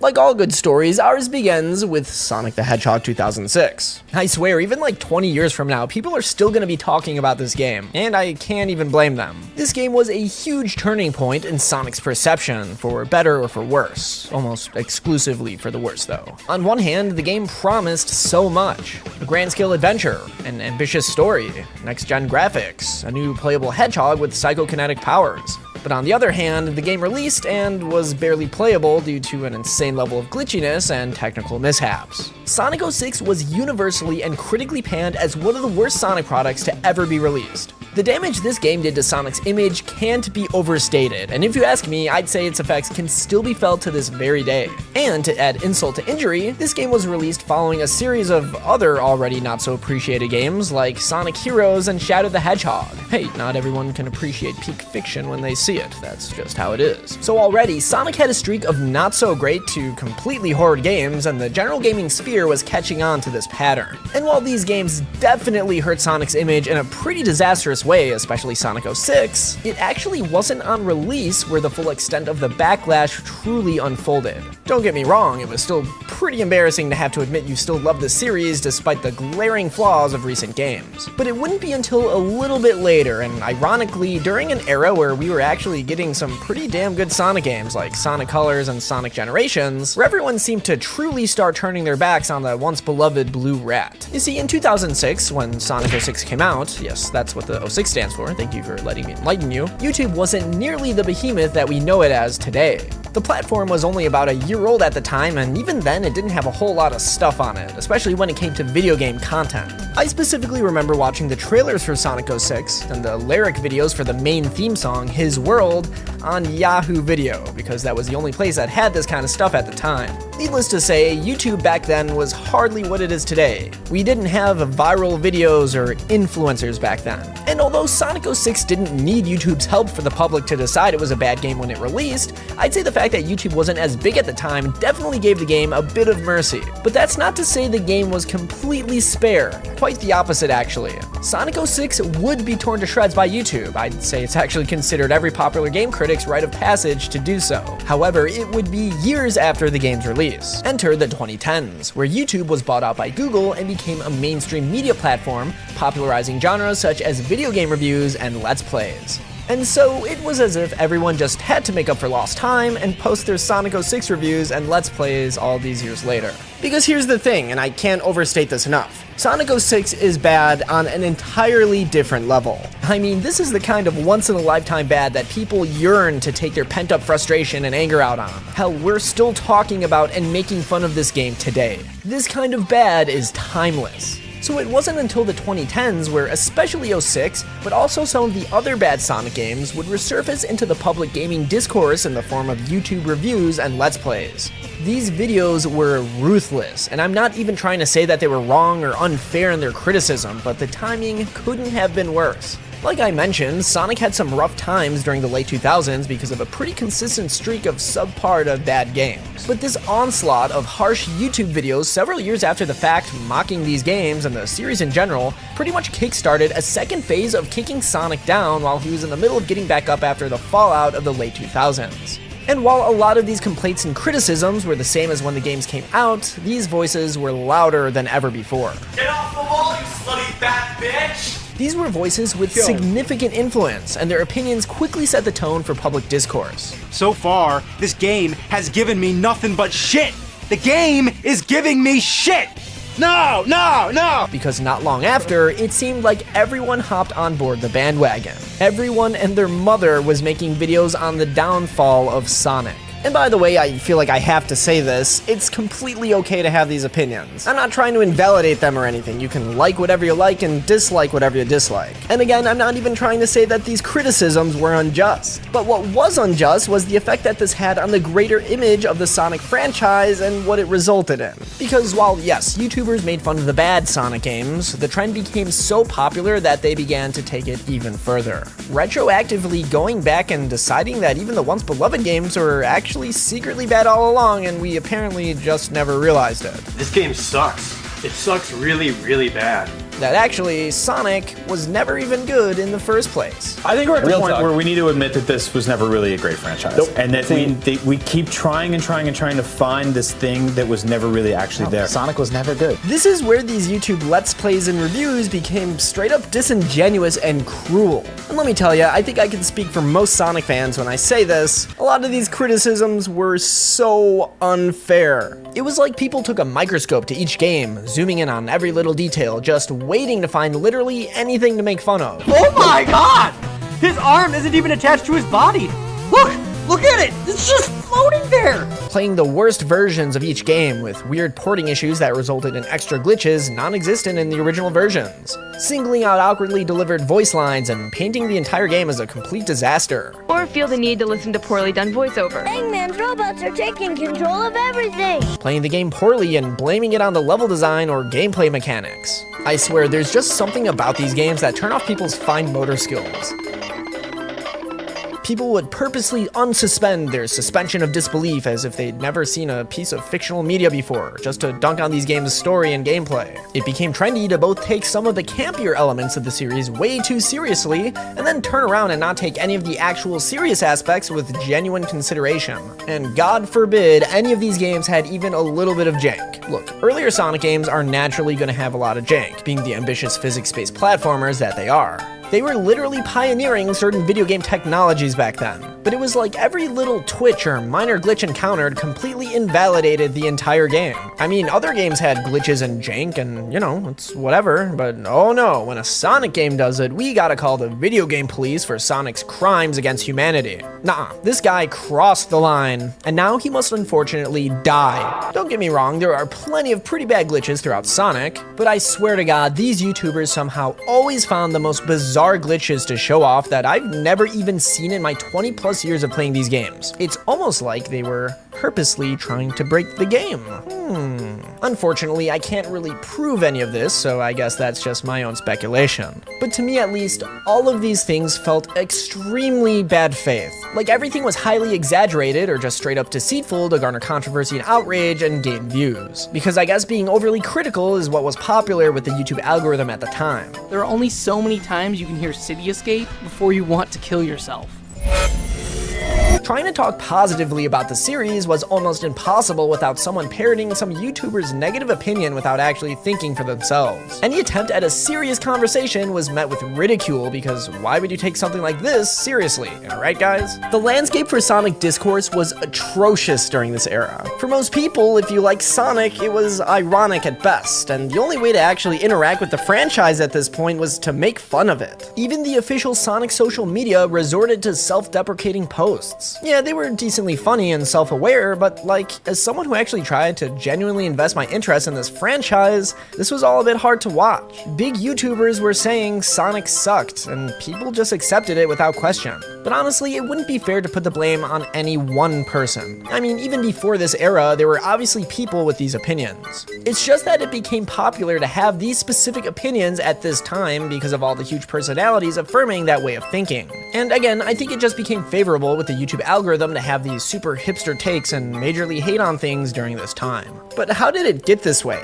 Well, looking back at the 2010s, in hindsight, it's pretty apparent that we were more heavily overwhelmed in a culture of internet irony, which heavily influenced the way media, including video games, were discussed and critiqued. And I'd say this was partially due to memes and viral trends shaped by internet culture, which made it appealing to engage with media in a more detached, often cynical way. Enter what I like to call irony poisoning, which is when the ironic detachment becomes so strong that it starts replacing the capacity for actual sincere engagement. We see it all the time in Marvel movies. Some kind of emotional scene happens, and instead of letting it completely play out, forcing the audience to actually sit with the emotions invoked by the scene, they quickly break the tension with a joke.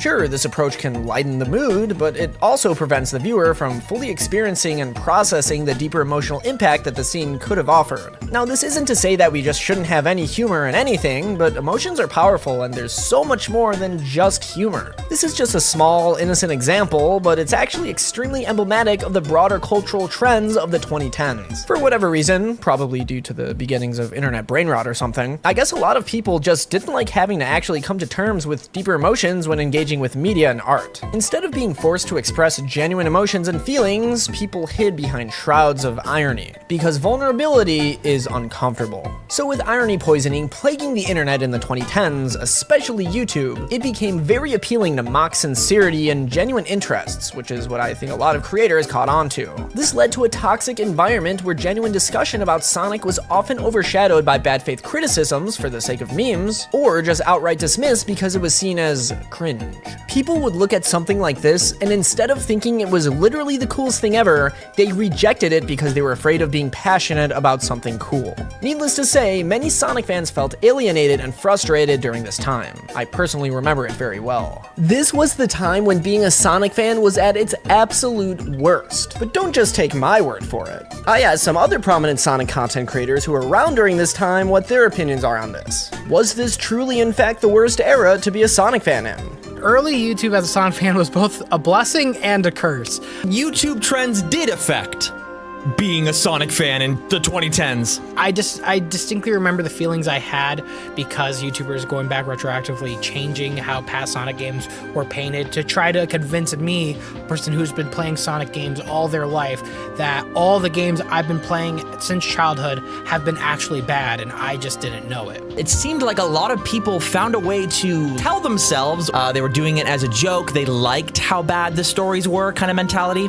A lot of those YouTubers, I feel like they thought it was just just the cool thing to hate on Sonic. It really gave a bad picture on Sonic's overall history. Because in the 2010s, self-deprecating humor became really popular. It felt like that is exactly why we had the reaction from Sega the way we did when it comes to Sonic Lost World, Sonic Forces, Sonic Boom, where the brand became so stale and so incredibly safe, where it was no longer trailblazing, it was being a follower. And so it fit right in with the way that the tweets, the Sonic official tweets got really, really popular. Sonic's entire identity became like, oh, it's a joke. It made me feel self-conscious. It made me feel like I had to hide the fact that I played Sonic games. I remember having to like hide my status because people at my school noticed I played a lot of Sonic games and they would make fun of me for it. And I think that is a direct result of what the internet atmosphere was towards Sonic at that point. Being a Sonic fan, it was hard because you know that as a kid you loved these things. And so it's really frustrating being a fan in the 2010s and having everybody belittle Sonic at the time, but that's growing pains, right? When you extend and stretch and grow and take risks, that's growing pains. What really didn't help Sonic's case was another streak of pretty subpar games in the latter half of the 2010s. Lost World, Forces, and especially the entirety of the Sonic Boom spin-off series, released with lukewarm to not so great reviews, and only reinforced the ideas that these YouTubers were correct in some of these bad faith critiques. The series would also double down on its ironic public perception, continuing to use the same irony meant to mock Sonic in the first place for its own benefit on social media. It's here where the ironic internet humor philosophy started to leak into the actual games more and more. It was impossible to ignore how unserious these games took themselves in comparison to before. I always saw this as some sort of defense mechanism in order to shield itself from the sting of these harsh critiques. Maybe Sonic thought that if it too detached itself from being sincere, it would be immune to ridicule. But even with all this, the impact of 2010's YouTube made the recovery of Sonic's brand image almost impossible. For a long time, the series continued to struggle, and Sonic's popularity even began to dwindle. If you really think about it, the series probably faced this tumultuous era of up and downs for a good 15 years, with a lot more downs than ups. But despite it all, and after many, many years, I think it's safe to say that we're finally back in a good spot. At last, we have a streak of better quality games with stories that are pleasantly genuine. And the success of the movies has reinvigorated longtime fans as well as brought in a wave of new, younger fans. And in regards to how people critique Sonic nowadays, I definitely do see a bit of irony fatigue from the 2010s. And people on the internet really do seem to want to be a little bit more sincere and genuine about the content they create and criticisms they give. I swear, some of the same people who clowned on Sonic in the 2010s are here now hyping up those same moments they ridiculed. I guess it's just how the current culture shifted people's perspective. I'm sure this can probably explain why a lot of the late 2000s Sonic games like Black Knight and Unleashed are now seen in a much better light than when they first came out. While there does still exist negative opinions about Sonic, like there always has and will be, it's important to see how far we've come and how the landscape for being a fan has changed for the better. Don't get me wrong, I still think we have remnants of the 2010s era mentality that haunts us today. Like how people still get dunked on for trying to have nuanced discussion about Sonic-related things online. But overall, the current state of being a Sonic fan is so much better than it was before. Like imagine if this trailer for Sonic X Shadow Generations came out in 2014. People would have made fun of this for being edgy or cringe. They would have made fun of it for being literally the coolest thing ever. 2010's YouTube once destroyed Sonic, and being a fan during this era was truly miserable. If you managed to avoid this era of Sonic, consider yourself lucky, because I wouldn't even wish this on my worst enemy to have their favorite franchise in that kind of state. But at the end of the day, at least people aren't making these 2010s ass cookie cutter Sonic smear videos in bad faith anymore. Bruh. Fuck. Anyways, that's gonna be it for today's video. If you liked it, leave a fat like and subscribe for even more way past cool Sonic content such as this. In the comments below, let me know what you think the worst era to be a Sonic fan was. Huge thank you to my amazing channel members. And with all that being said, I hope everyone has a fantastic day. Peace. Alright. Okay then. Yeah, that was a video on how I completely dodged all this pain and suffering. And yeah, so I am very, let's just say very blessed.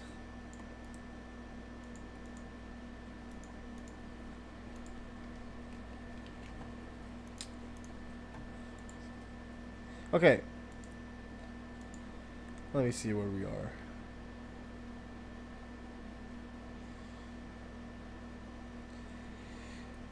I actually got here a while ago, bro. I just don't chat, bro. Zach, come on, I need your comments, bro. Wait, Sam is live now? Oh my god, the old YouTube. Bro, I made a upload on Sonic's birthday without knowing it was Sonic's birthday. Angry Video Games Nerds video on Sonic 06 was pretty funny.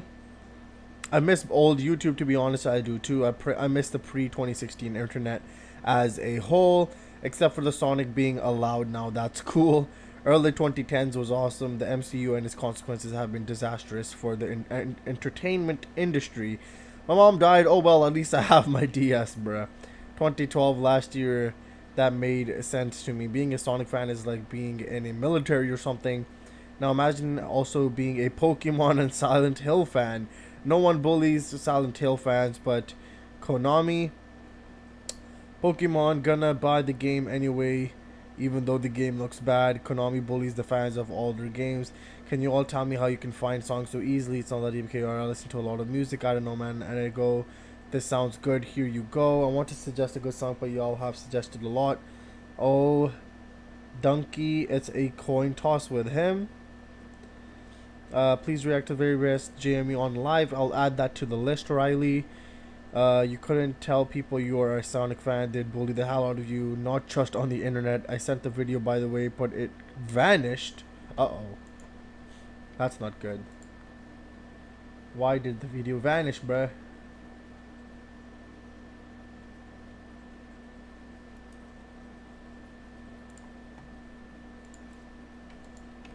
Yeah, we have a lot of suggestions, bro, so let me just get through these, dog.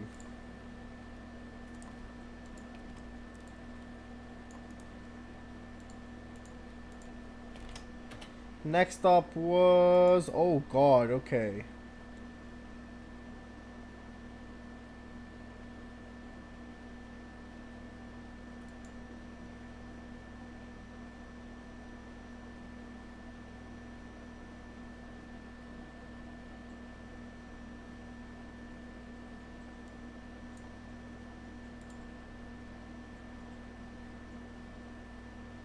Okay.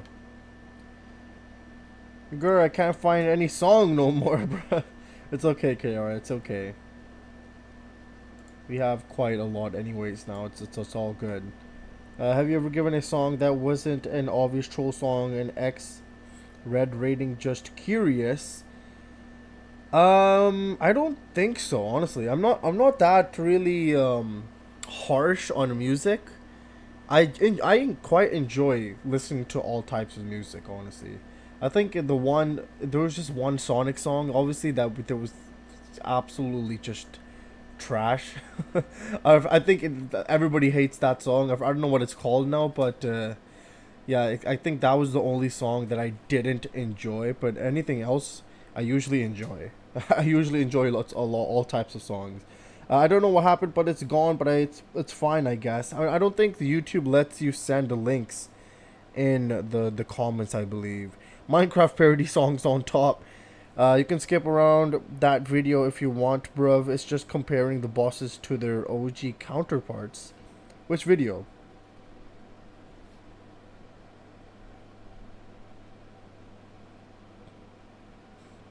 I feel like Pokemon is in the same state as Sonic 2010s. Can you let me know if there's a game where you haven't heard the music from? I have absolutely no idea, KR, bro. I can't even remember what we've checked out. So I have no idea what we haven't checked out. I can post another trash Sonic song. No, please no. Oh god. Please no. Oh god, those parody songs ruined some of my favorite songs in my head. Green Light Ride Wall 5 was the song. Was a few from... Yes, I think it was a Green Light Ride. But anyways. Next video was Sonic Generations All Bosses Origins from Dark Lord Chaos. I think this was another cheese recommendation, I believe. But yeah. Oh dear, says Sir Beanbag. It wasn't? Wait, what was it, bro? What?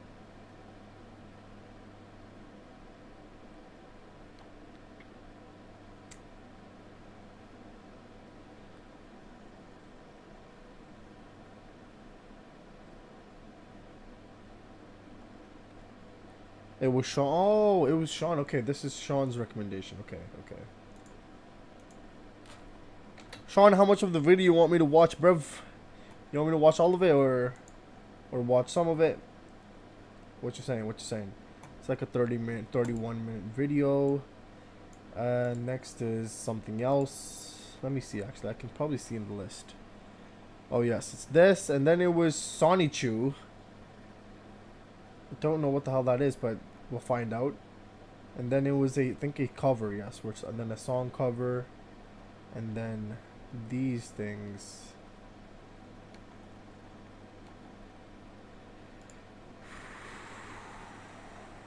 Okay.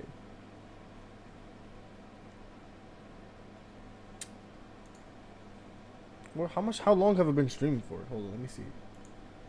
An hour and 50 minutes. Okay. Gee, you know Steve Aoki? No, but it sounds like somebody we know, but I don't know. I was referring to Sonic Generations. You can skip the Gens fight and the original. Are we really watching a Sonichi video? I don't know. I think so. Alright, whatever. We'll just watch this video, man. Let's just go. I'm talking too much. I'll be talking too much, bro. We're gonna watch Sonic Generations All Bosses Origins. Let's check this. So we really got no movie 3 announcement today. No, they should have. That would have been absolutely amazing if they did it on his birthday, but probably not. We've seen worse cheese. All right, let's check this out.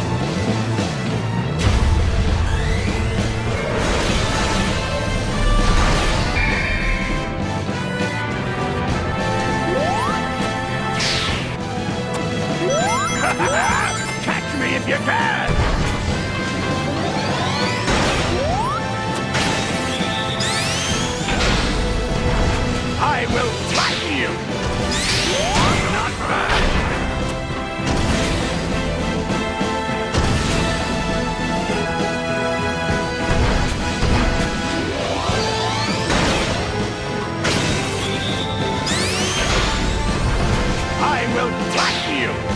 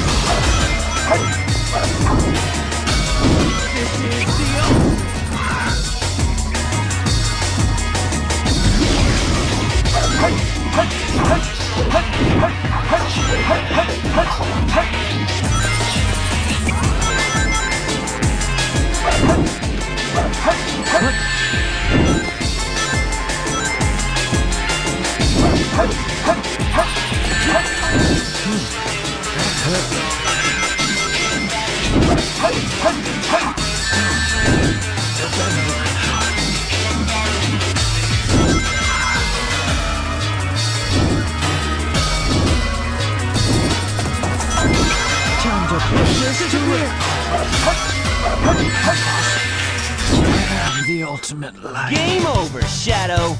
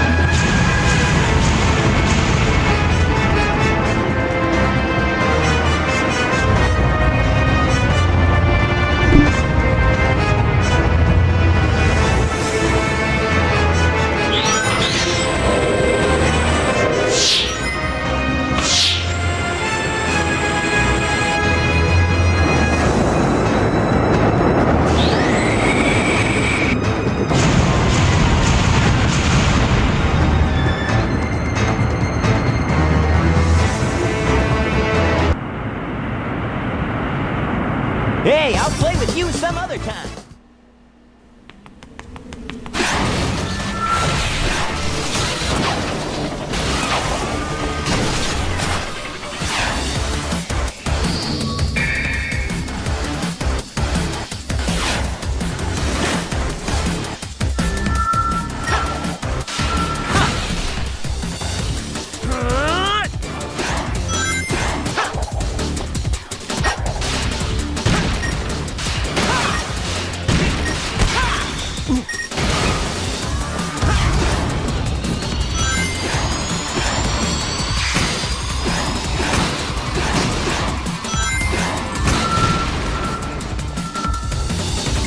Give up!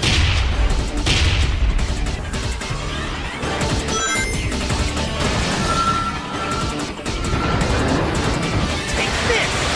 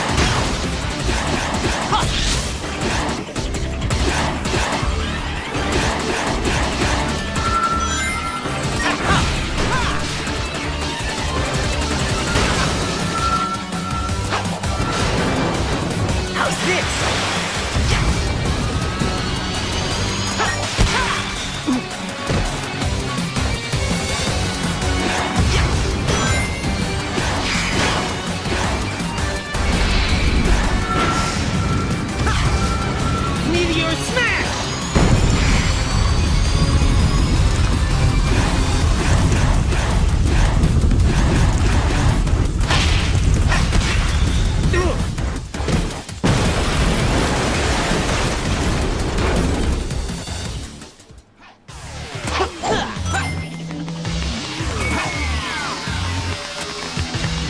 How about this? Take this! How about this? Take this! How about this?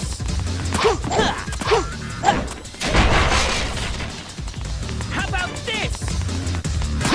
Take this! How about this? Take this! How about this? Take this! How about this? Take this! Now.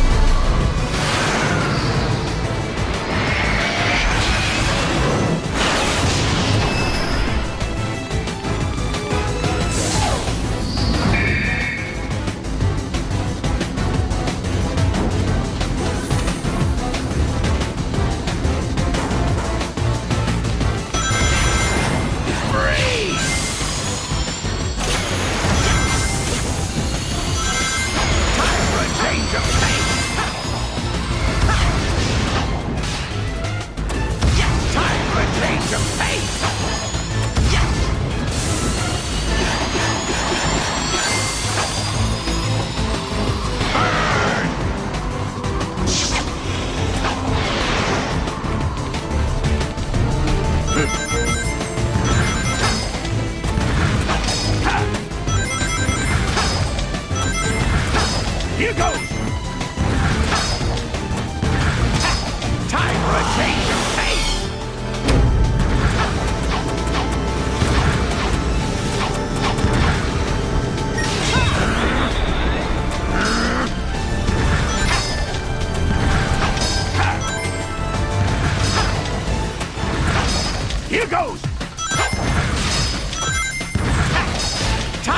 change of pace!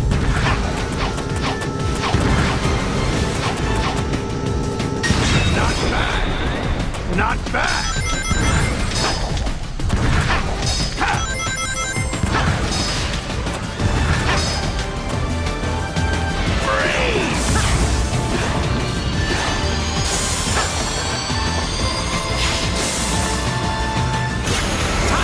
Change of pace!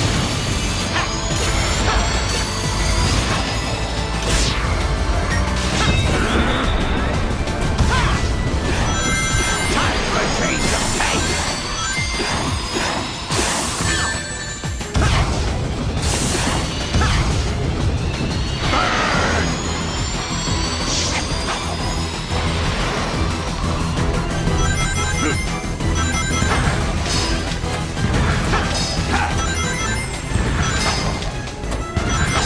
Here goes! Time for a change of pace!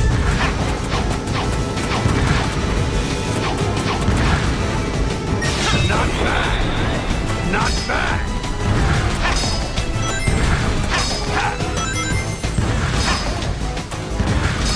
Here goes!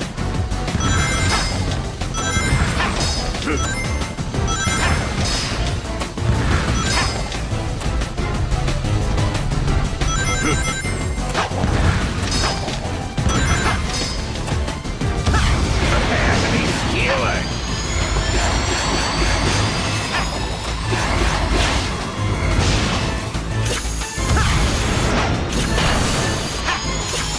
Separation attack! Not bad! Time for a change of pace!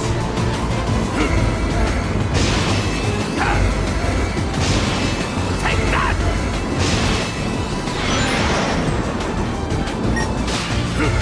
Not bad!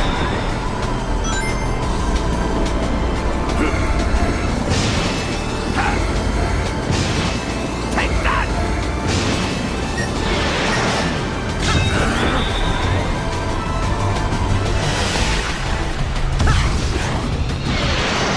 Prepare to be skewered!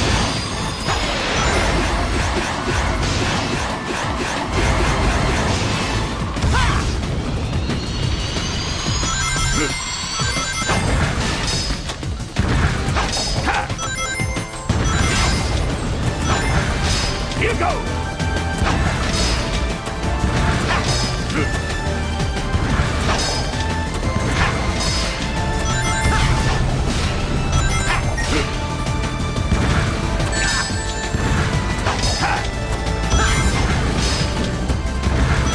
Here goes!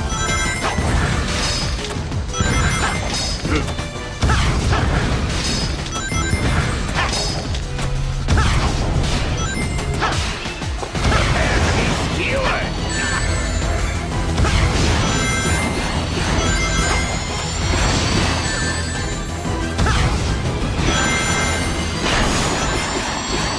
Parallel attack!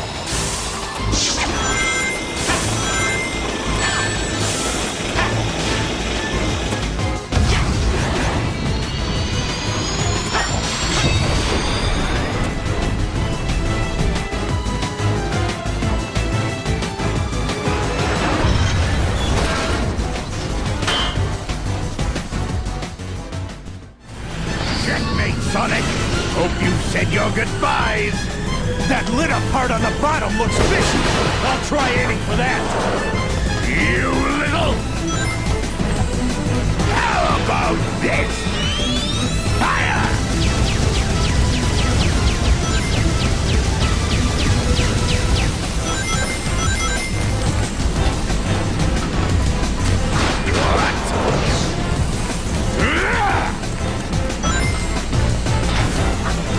Not good enough, Sonic!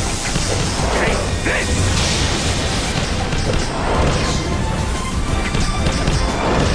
That green round thing looks suspicious. Give it a bonk, Sonic.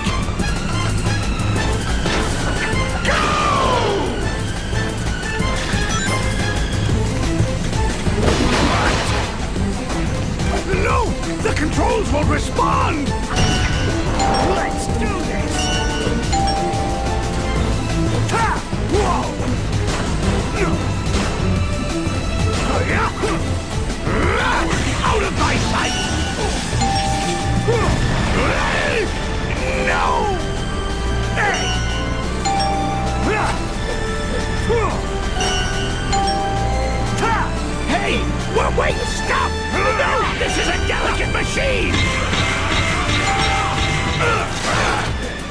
look what you've done! Blast you, Sonic!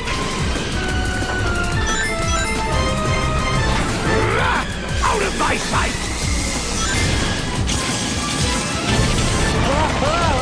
The ground's breaking up!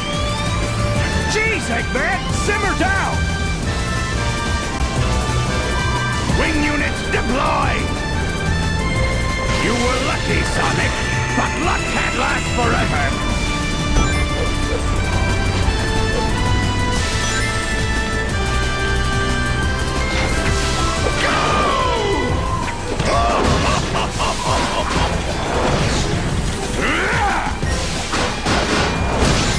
How about this? Fire!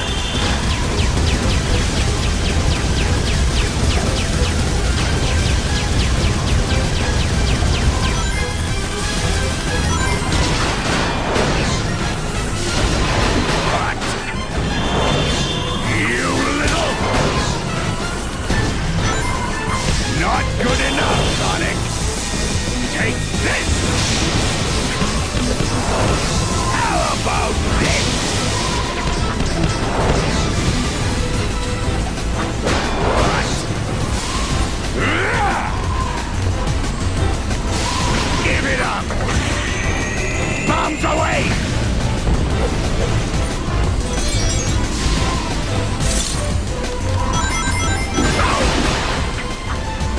You little... Go! Ow!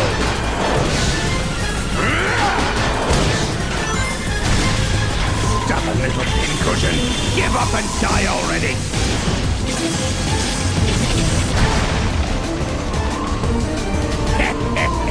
Here's one for the road, Sonic!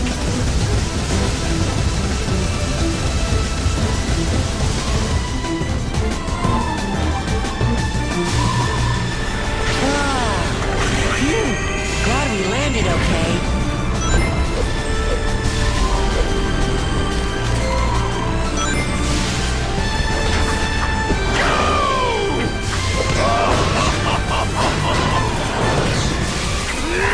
Lost control again! Don't fall apart on me now! Let's do this! Ha! Whoa!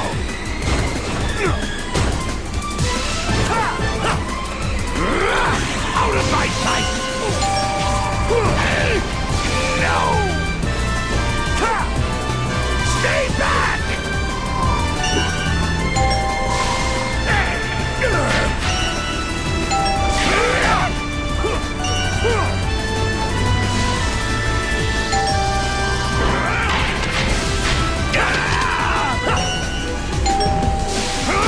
What? No! No!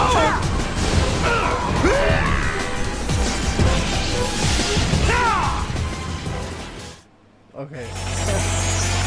Alright. Well, that was every Sonic Generations boss origin. The more you know. That was really interesting video, so thank you for that, Sean. But yeah, there was definitely a lot of origins for those boss battles. And let me see. I know you guys have talked quite a lot in chat. I don't think I'm going to be able to catch it up. But let me see. Give me a second. Next up was Sonichu. I have no idea what this is supposed to be, but yeah, we're going to watch something. But I don't know what to think, but we'll find out. We will definitely find out. Can we do the Sam video? No. The Sam video is getting erased from my memory. We'll watch it in a bit, bro. We'll watch it. Okay, where were we? Where the heck were we?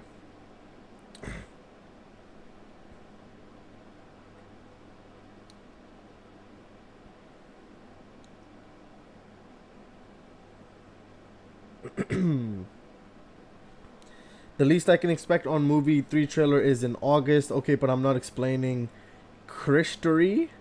I don't know what that is, but I refuse here. Question for chat: do you like leaks or no? We spoil everything for Gerber. Depends. No, but I always be searching on them. Yeah, it depends, honestly. Would you be excited for a leak of movie 3 or a random day for it? Unexpected trailer, I guess I meant. All except the trailer? If it's games, then it's fine. I'd rather not know movie leaks beyond this point unless I look for them myself. Yeah, I know about the McDonald's leak. What McDonald's leak? What? I think you're talking about the collaboration league. Are you talking about? I don't know. USA are playing in Copa America. Yes, they are. Yes, I think so. Yeah, I'm pretty sure. I put a bet on them or something like that to beat a team. Interesting. Thanks for answering. OG Sonic 2 Death Egg Robot is the real deal. I think Silver had the biggest glow up. Do I like leaks? Not all the time. That shit was hard. Every kid knew what it felt like to get all the way here and run out of continuous.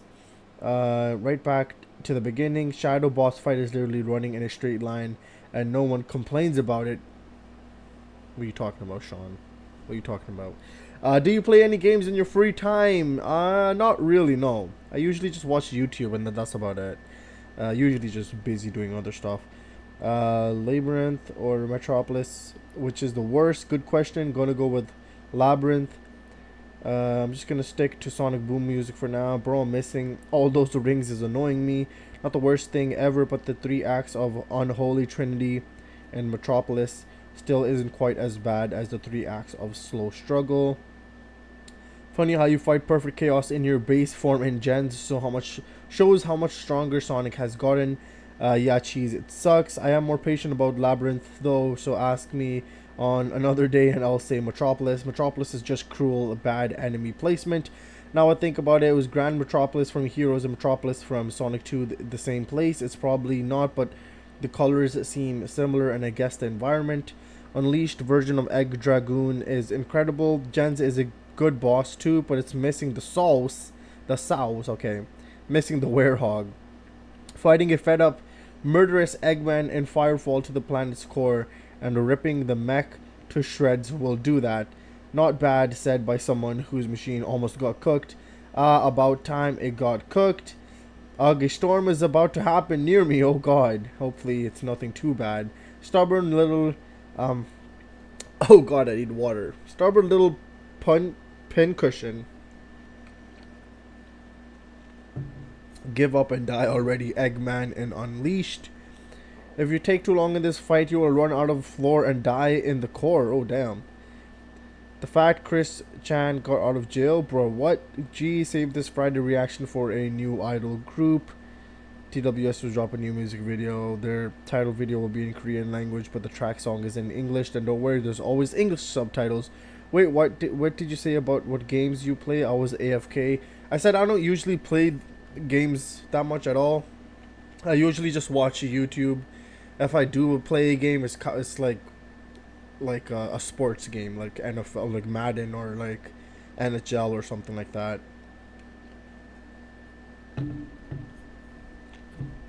If I disappear, chaos got me in the storm. Oh god. Oh god. Oh no. Alright. Well, we're gonna find out what Sonichu is. Apparently it's gonna be very, very interesting. So let's just get into this because I have no idea what the hell's gonna happen.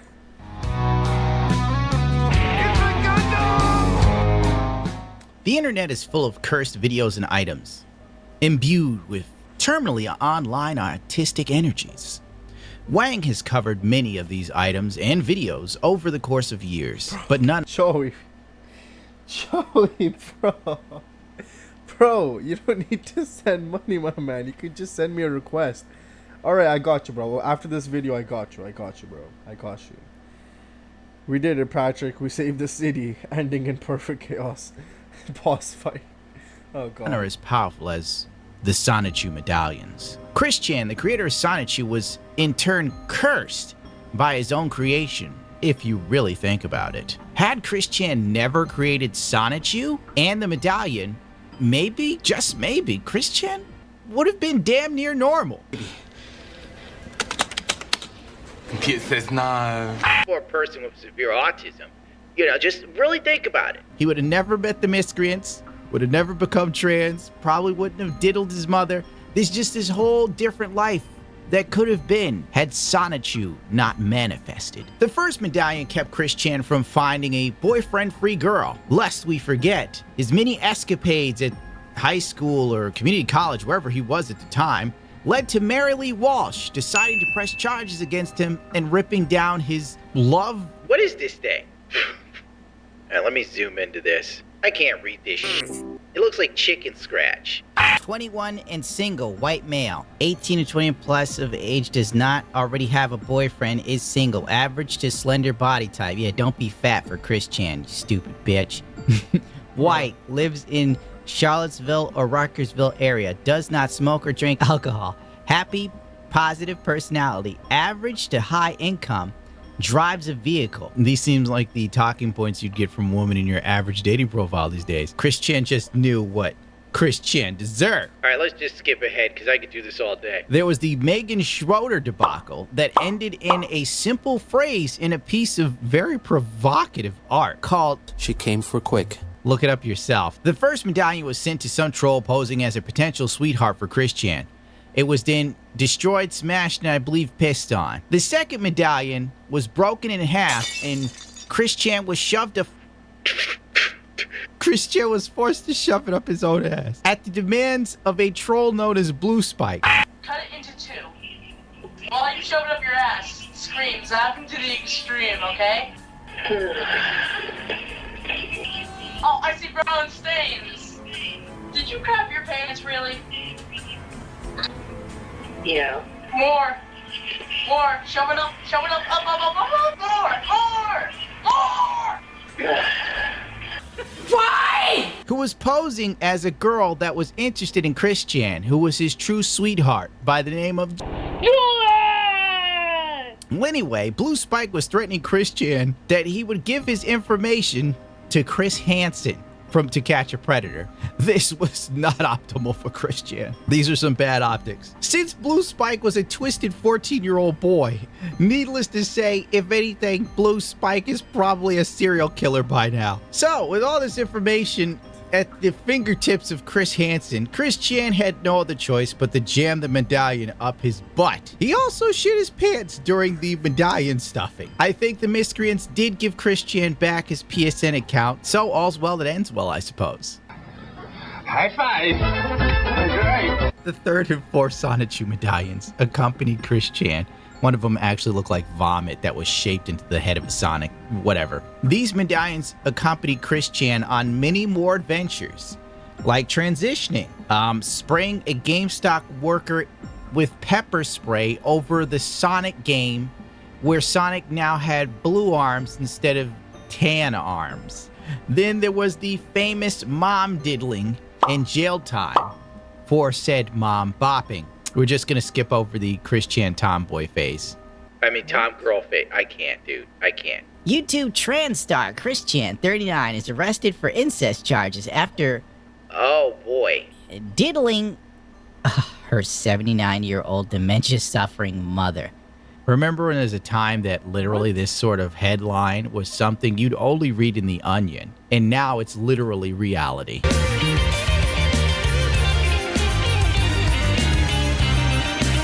If I were to focus solely on Chris Chan, it could go for hours. So let's move on. Personally, I believe the Sonichu medallions curse any foolish enough to don it upon their necks. It's like the rings of Sauron. You know, if it had crippling autism and mommy bopping energy. Instead of becoming invisible, you apparently throw your career or life away. Or you simp for a gassed up mid that does only bands. 9 years ago, iDubbbz opened a box with a cursed item in it. This video was entitled Straight Outta Compton, a bad unboxing. 9 million people saw this man seal his fate, and still they didn't see it coming. Need I say more, really? He is now a content meme wraith, a mere shadow of his former self. terrorizing the airwaves with his incredibly boring podcast, while his wife sells booty pictures. I like when people call me a succubus unironically because it means that I'm at least in some capacity hot to someone. Right. You're achieving something. I'm hot to someone. Right. Somewhere. Yeah. Because to be a succubus is, I mean... Yeah, think they're insulting you. They're like, you succubus, you damn temptress, Yeah. you siren. And it's I also like being called a witch. Yeah. I'm like half Irish and we're pagan witches. These are all sick things for women to be. Yeah, it's like, cool to be a witch. Yeah.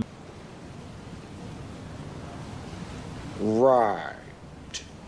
Even to go as far as having him take the photos of her on their wedding day, if you can believe it. I'm not joking. Fortunately for iDubbbz, his medallion was made by a cosplayer, so it was Chris Chan adjacent. It may have lacked the full power of the genuine article, but it was more than enough to destroy any damn dirty troll. According to Kino Casino, who keeps up with all this garbage that I pay no attention to, iDubbbz is quitting the internet and social media again, and he said that he may have to work for UPS because there's no money in YouTube, which is a good move. UPS drivers start at $170,000 a year with insurance. That's a whole lot more than YouTube, and you get insurance. And then advertise your wife's only your coworkers. Whoops. Stop him! The only person to bear the medallion of the cursed Chan and suffer no ill effects was Liquid Chris. His medallion was made of paper, so it wasn't as powerful as other talismans of Chris Chan. On a sadder note, another wearer of the Sonichu medallion was Donovan, aka Crypt Daddy. I believe he first started posting the meme of him dressing as Chris Chan in April of 2023. As always, Donovan was funny. Every time he would repost it replying to someone. Crypt Daddy seemed immortal. I remember one of the last things he said to me. Happened in the same day? Oh, no, not the same day. Well, actually, credit card fraud happened. Right after I yeah, got kicked out of the like mutual actually? fund. Yes. Never mind, go ahead. That's fine. Thank I give you. you permission. I always loved interacting with that guy, but sadly, 4 months after posting himself wearing the Sonichu medallion, he died. Right after doing a collab with JonTron, which arguably was probably the first time a lot of people got exposed to his brand of comedy and saw the genius of his existence. It wasn't really fair. This could be coincidence or truly the curse of the Sonichu medallion. I then started to look up his medallion and study it. With all the years of autism I had gained from studying Star Wars costumes, and I realized Donovan actually bought a true handmade Sonichu by Chris Chan. Here are some random posts of other people that supposedly suffered ill fates of the Chris Chan medallions, and we can only hope that they're memes. My aunt is trying to determine the value of things my cousin, who bubbled himself with fire a couple weeks ago, owned. This was one of those things. A Sonichu medallion number 36. So this may have been one of the true originals. This cat's owner thought it would be really funny to put a medallion around the cat's neck. The cat then died of kidney failure 2 years later. Coincidence? I sure hope so. Finally, this brings us to the subject at hand. Nick Rakita, the most recent victim of the Sonichu curse. In October of 2023, Nick was sent an unmarked box with a letter. I got this anonymous letter, or the anonymous package. It was postage not paid. Like, I had to pay the postage on it to receive it. And the post office was like, well, where was it sent from? And it had my address as the return address with me as the sendee, which is not true.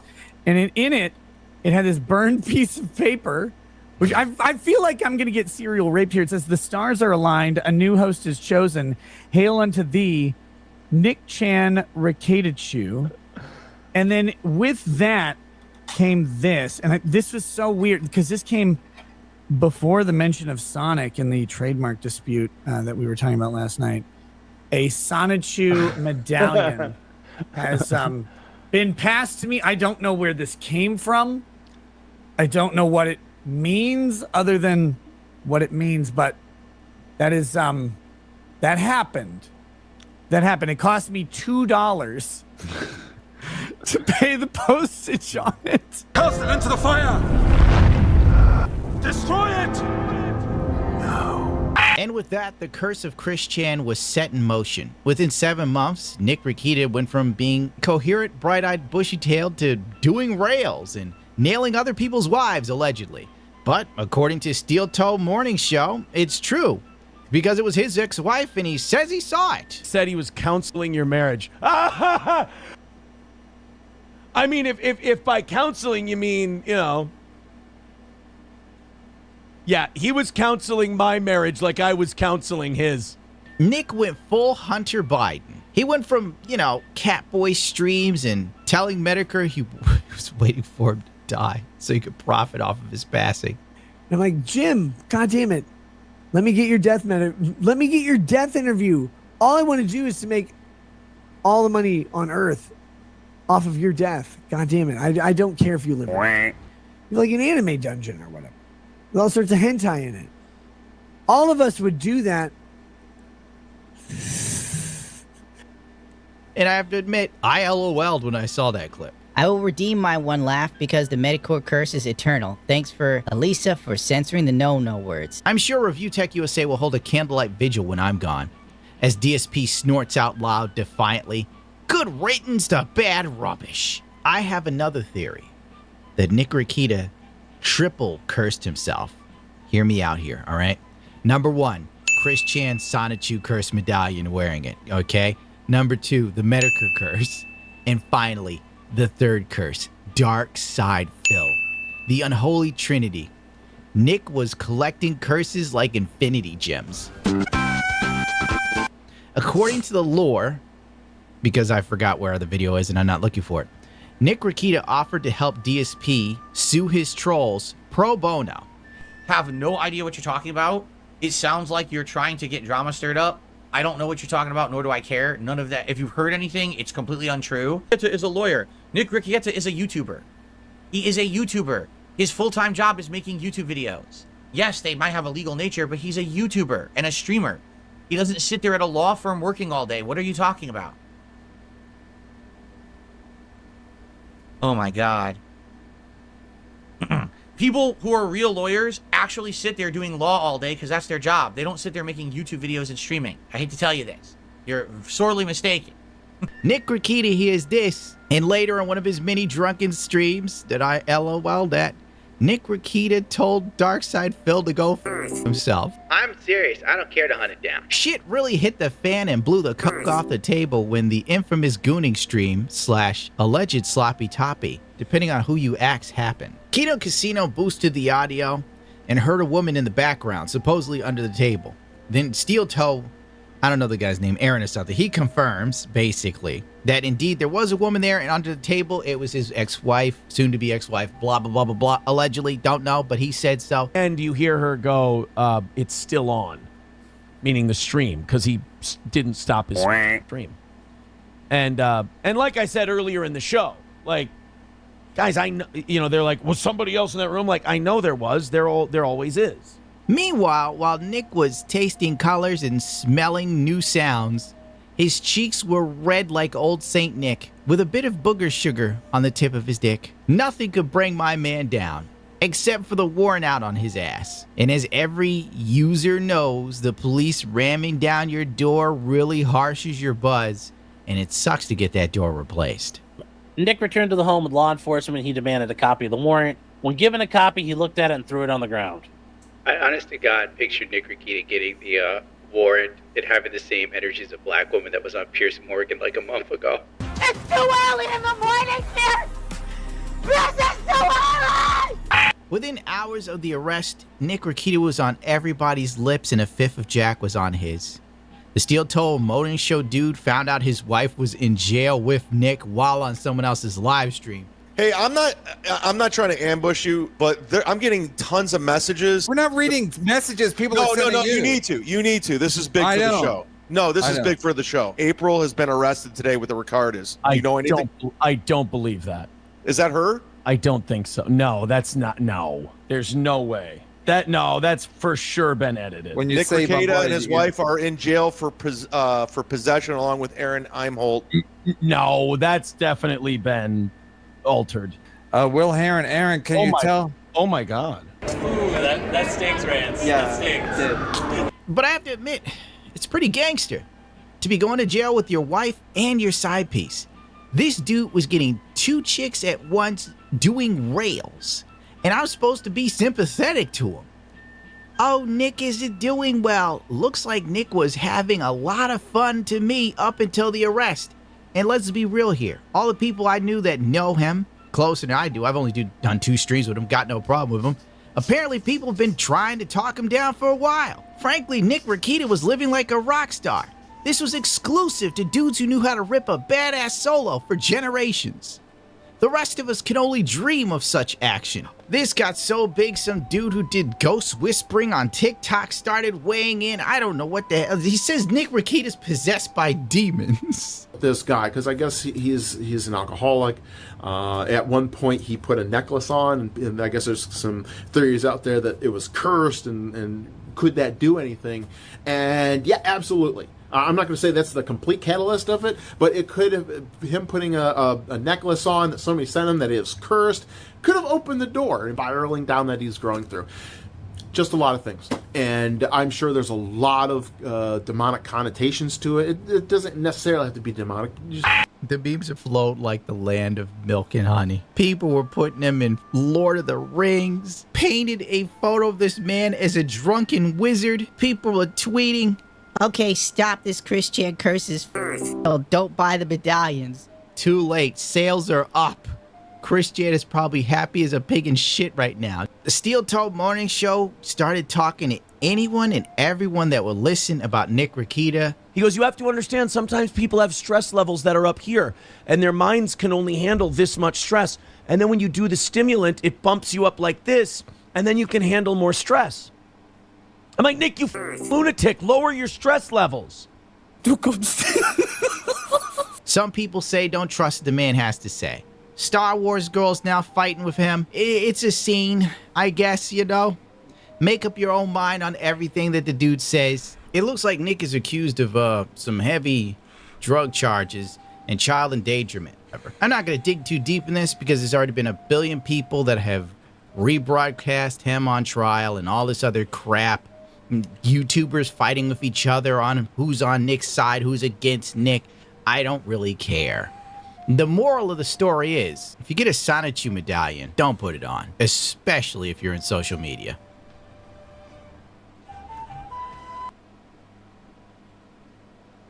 Okay then.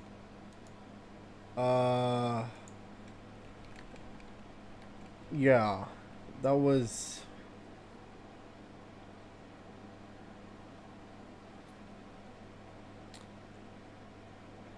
Yeah.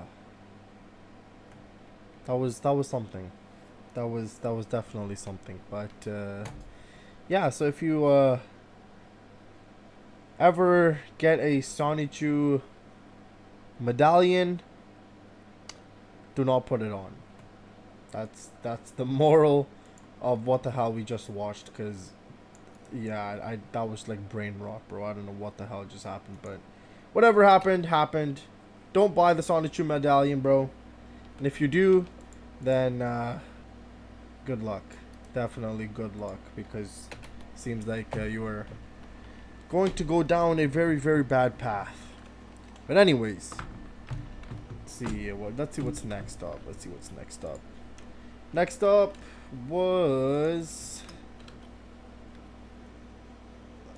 we're a cover. Yeah, right. Okay.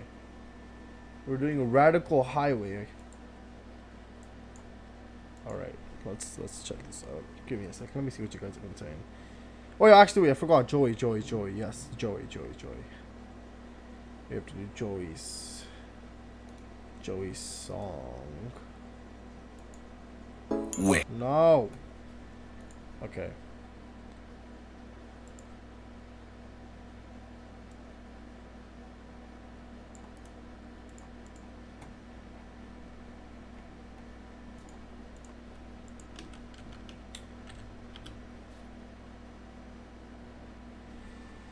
Okay, okay.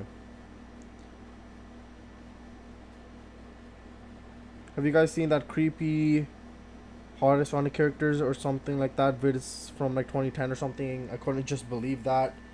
The video randomly came up on my suggestions list. Sean, why are you traumatizing people on Chris Chan with zero warm-up? Talks about Vic Magona's lawyer and his downfall because of that thing. It's unfortunate because I like Vic. Actually, this vid reminds me of that. I mean, Nick wasn't Vic's lawyer. He's a lawyer that covered the case, which is a can I'm not gonna open. Vic was E123 Omega's voice actor. Surprisingly, I know him more for Broly. Vic did nothing wrong, by the way. What is this video? Hey, I am new here. I came over from your BTS reaction of Dynamite. Well, welcome. How you doing? How are you doing? I'm getting into the BTS things, so it is definitely very, very fun. But thank you for joining. Thank you for coming here. Sonic 2 Curse Victims. What does this video have that's Sonic related? Just asking, only by a single thread. That video honestly confuses me. It needed to be done. You need a palate cleanser. I don't know what to say. And then Andrea's just like, yeah, he's like, I don't know what just happened, but something happened. Anyways, let's check this out. Let's check out I don't even know how to say this. Asphodylus, Aspilodus, something like that, bro. I can't speak. We need a palate cleanser now. Can we stay away from those kind of videos? I don't know. But anyways, let's get into a little bit of music. And then yeah, let's see this. Is the screen up? Screen. Hello, screen. There we go.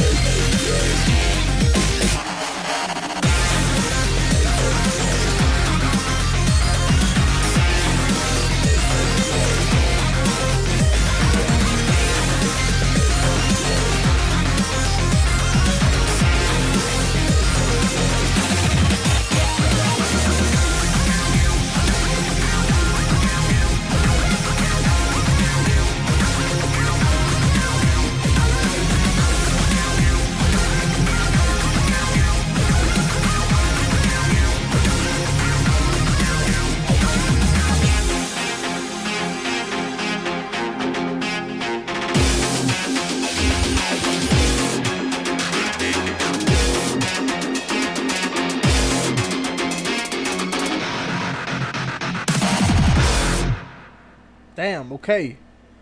Another pretty damn good song from Like a Dragon. I enjoyed that. Thank you for that, Joey. Yeah, this series does have quite a lot of good music, honestly. I like the intensity that they bring. Which video were we on? Right, we were gonna check out a cover. So let's check this cover out. Let me put the screen back up. We need is it 8 minutes or 5? I think it was like 3 minutes. Everything is Sonic related, don't you know? Yes, Andre, I agree. Yes, let's go.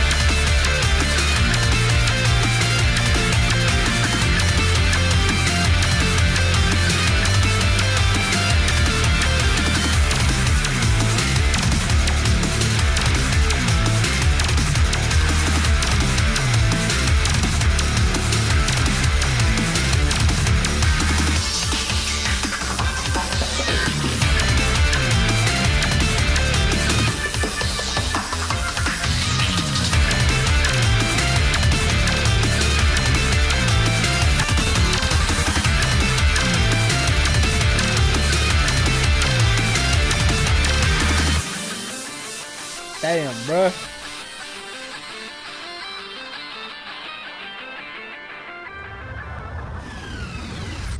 Yeah, bro. People be talented as hell, bruh. People be talented. Alright. Let's see, what's up next? Let me see here. Next up is I Am All of Me. That is what's next up. So let's check this out. Let's check this one out. Of course, there's an ad. That was my apology for making you watch the Sonic 2 videos. It's all good, Sean. It's all good. Banger of a cover song. I enjoyed. So thank you for that. Now it's time for I Am All of Me. So let's check this out. Let me put the screen up. This is by the same singer in Metal Gear Rising. Oh, okay. Let's check this out.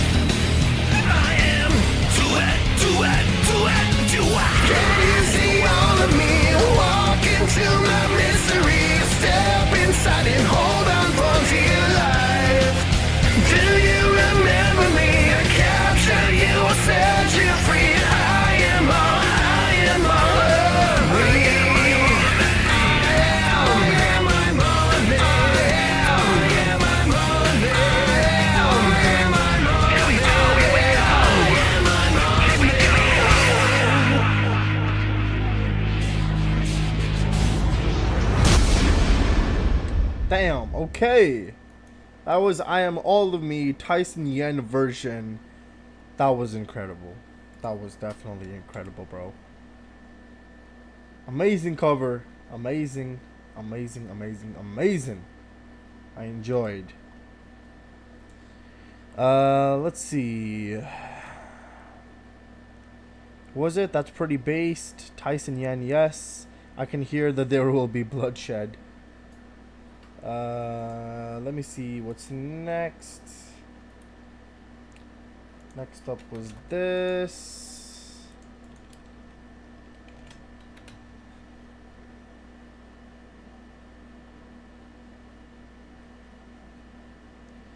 All right. Next up was Sonic Gems Collection. Open Your Heart.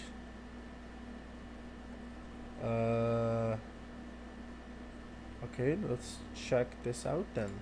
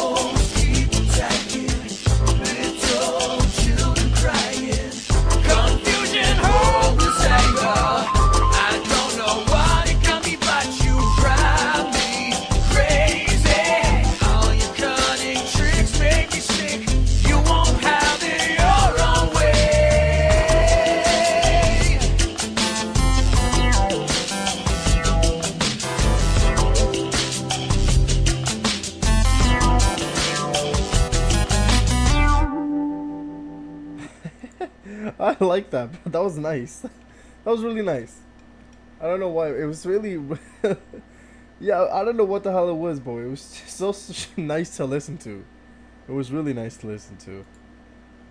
But, yeah. Let me see. Oh, God. Okay.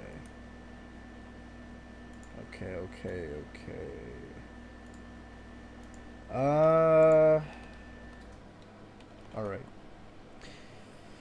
How many videos are left? Quite a bit. A lot. Should I post the name music specific channel? No, you can just post it in the live stream suggestions if that's what you're asking. King Chaos. Might carry on with Freedom Planet 1 next time. Sounds good, Cheese. Yes, we shall definitely check out some Freedom Planet next time. But today we have quite a bit. Or still. So maybe not today. I didn't forget Gems Collection. Got some interesting remixes. Yeah, it was really peaceful and nice. I did really like it. It was good. It was good. Alright, we're gonna continue on with a little bit more music. First, we'll start off with The Ark from Shadow the Hedgehog, and then we'll check out Gun Fortress from Shadow the Hedgehog. So let's check out The Ark.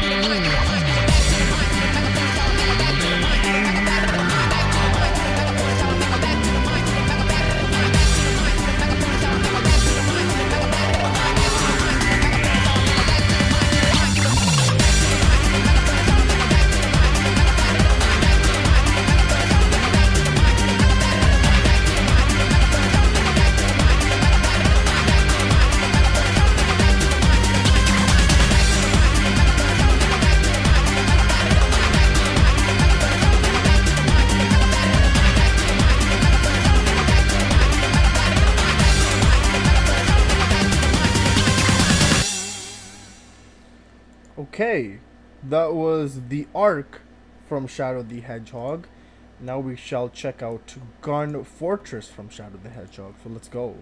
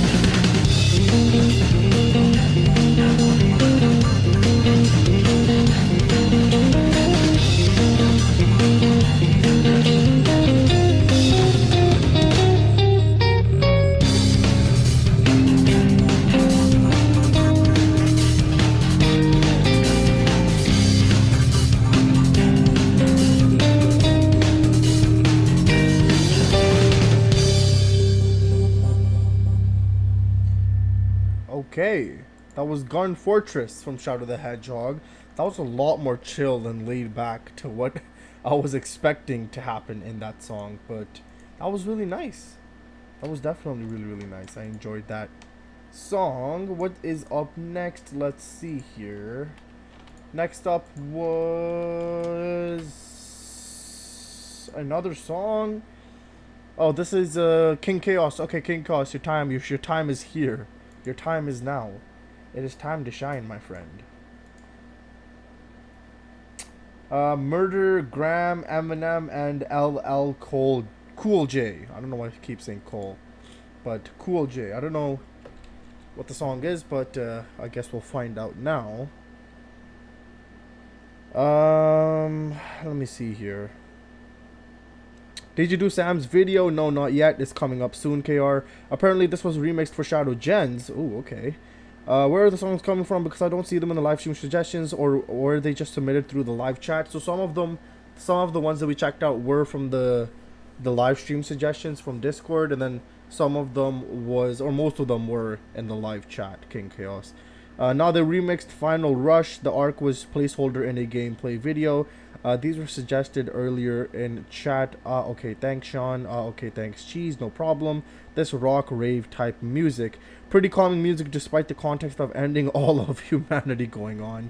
Yeah, 100%. That is definitely true.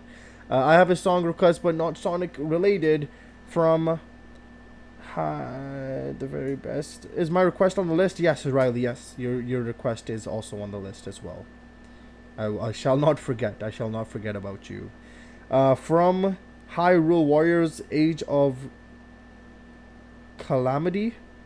But if you already have enough requests today, maybe next time, G. We'll see, Omega. We'll see. Let me get through these videos, and then we'll see at the end if we can finish it off with an Omega banger. But for now, let's check out what this video is. I think the song name is called Murdergram, and then Eminem and LL Cool J are the ones singing on the song. I have never ever heard of LL Cool J, so maybe a little bit of context should probably help, King Chaos. But Let me know. Let me know. This is related to my suggestion for have you seen the Stan music video by Eminem? I'm pretty sure we have. I think it was last live stream, I think. No, not last live stream. The one that we did videos on. But I'm pretty sure we have. I am pretty sure we have. But anyways, let's check this out. M and Cool J. God damn, okay. They just snapped on that shit, bro. Okay then. Is that an actual song or is that just a is that just like an unreleased song or what is it? Cause if that's unreleased, bro, release that shit, dog. Release that shit. that shit slapped. That was insane. God damn, okay. What was up next? Up next was your favorite, everybody's favorite, Sam Procrastinates. I know that seems like I'm saying it in a very what is it called? Sarcastic way. But I like Sam. I like Sam.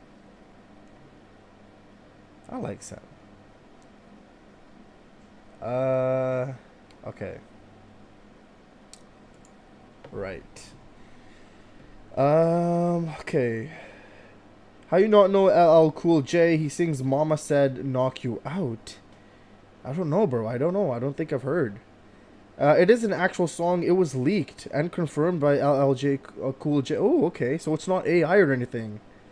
Damn, okay. Okay, that's cool. That is cool. Hopefully I don't get blocked though, King Chaos, or I'm going to cry. So please, hopefully it's not gonna get me a copyright strike or some shit. But anyways, Sonic games in 2024. Sam Procrastinates. Let's check this shit out, bro. Hello procrastinator, Sam here, and today I want to tell you guys what I think is going to happen in 2024 regarding Sonic the Hedgehog. Now, this is just my predictions, this isn't confirmation, this is simply my thoughts of what's going to happen in 2024, and at the end of the year we could look back at this video and see what I got right and what I got wrong. Now, I do want to point out, I did do this video already with Chowmix and Fidel. It's a podcast, it's about 2 hours long, I believe, so if you guys want to watch all of our thoughts regarding Sonic the Hedgehog this year and our details, that video is out there. But my bad. I forgot about the screen. wanted to make this video for something that's a bit more condensed and something that you guys will know straight away what my thoughts are going into 2024 regarding Sonic the Hedgehog.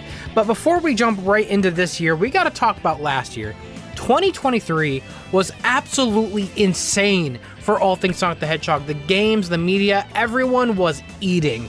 And that was just not expected at all, because 2022 was the year that we already had Sonic Origins and Sonic Frontiers came out. And I really didn't expect a whole lot in 2023. I thought it was going to be kind of a meh year, but boy was I wrong. First, we had Sonic Origins Plus. I think where it is right now, by the way, it's a pretty decent collection. I'm sure it's on sale now. I know when it released, it was rough. Sonic Origins, when it originally released, was rough. But Sonic Origins Plus, I think where it is right now, I think it's a decent collection. If you want to play Sonic, classic Sonic games on the go, I think, you know, it's a good way to do it. Sonic Frontiers DLC. We had 3 of those throughout the year, and those were a ton of fun to go over with you guys. And I think in the end, especially when you add up all 3 DLCs, they added a lot of content to the game and a good amount of quality of life changes, including the recent fix they did for Update 3. Overall, is pretty dang good, all things considered. I did hear a lot of your guys' criticisms towards, you know, the characters being OP. And while I still think a little bit is true, I actually kind of agree with you guys. I think you guys kind of changed my mind a little bit as to why they made that decision, and I'm kind of leaning into agree with you guys that I think what they did overall is actually a good thing, because in the end, now that I think about it, I guess I didn't really fight a whole lot of enemies with the characters. So, Sonic Frontiers DLCs was great. It was fantastic. It added a whole lot to the game, a lot of necessary things, and a lot of fun things that I think will aid Sonic into the future. And that's also why I want to talk about these games in 2023, because I think everything in this list I'm talking about is going to help us give us an idea of what's coming this year. Next, we have The Murder of Sonic the Hedgehog. This one was a fun treat. This was made by passionate fans working with the officials to make this murder mystery game. It was a ton of fun, especially to go through it with my friends, have everyone voice the characters, me doing Vector, and, you know, going crazy. It was a lot of fun. Maybe next birthday, we just ask Vanilla to make dinner. Oh, Vanilla! Oh, fuck yeah! You don't love parties! We're being...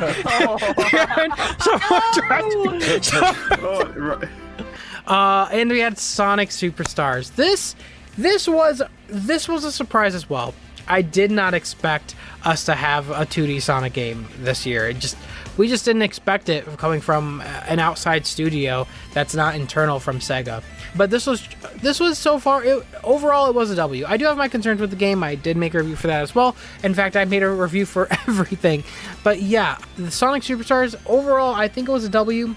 And I'll have more to say about this going into 2024. But yeah, Sonic Superstars overall was a W, and Sonic Dream Team, which I just made a review with that as well. Sonic Dream Team was great. Was a lot of fun, and again, another surprise. Didn't expect that, but it came out, and again, we just had so many Sonic games, and that's not covering media, because we also had Sonic Prime in 2023, and that show was pretty dang good overall. Now, I do think the writing can get a bit cheesy at times, but overall, I think the show is pretty dang good for what it is. But alright, that was 2023 with the Sonic games and Sonic Prime. The reason why I wanted to talk about 2023 is because I believe going back and looking at everything we had in 2023 will help us aid into what is going to be coming out this year. And with that said, let's go into my predictions for this year, starting with the games. Now, I don't know if this is going to be a bit bold for me to say, but I think we might see Sonic Superstars DLC. I think Sega would be crazy not to do this. That game, of all the games, needs some downloadable content. That game needs some fixes bad. Let's go over that. So let's look at their history. We had Sonic Origins and we had Sonic Origins Plus. We had Sonic Mania before and Sonic Mania Plus. I believe, sticking true with 2D classic Sonic tradition, it's probably going to see a plus of some kind. I would not be surprised if that's something RSS has been working on. The game definitely needs it, and it definitely needs some fixes along with it, and I don't think the fixes should be tied with a plus DLC, but I'm sure knowing Sega's habits, they probably will. Not a fan of it. I'm just saying that's their habits. But yeah, number one thing, it needs some bug fixes. Big time. There's a lot of glitches I experienced. Drowning above water, boss cameras freaking out, the co-op quite literally being unplayable at times, soft locks, and it could use some quality of life changes too. Some boss encounters could definitely be lowered down a bit. Just the bosses in general. A lot of the game's bosses are kind of a drag for the game. So that game could definitely improve a lot from a DLC or a plus of some kind, and I'm sure Sega knows that. I'm sure they'll know that that game could definitely breathe some new fresh air if they did that, and I actually really hope they do that, because that game has a lot of potential, but I feel like it wasn't fully realized. And speaking of not being fully realized, the online component of Sonic Superstars, I could see what Sega's trying to do here. They're trying to make an online multiplayer version of classic 2D Sonic with fun maps. You get to have races, you have that zap mode, all that stuff. I think that's a great idea, but there wasn't nearly enough to satisfy everyone's appetite for that.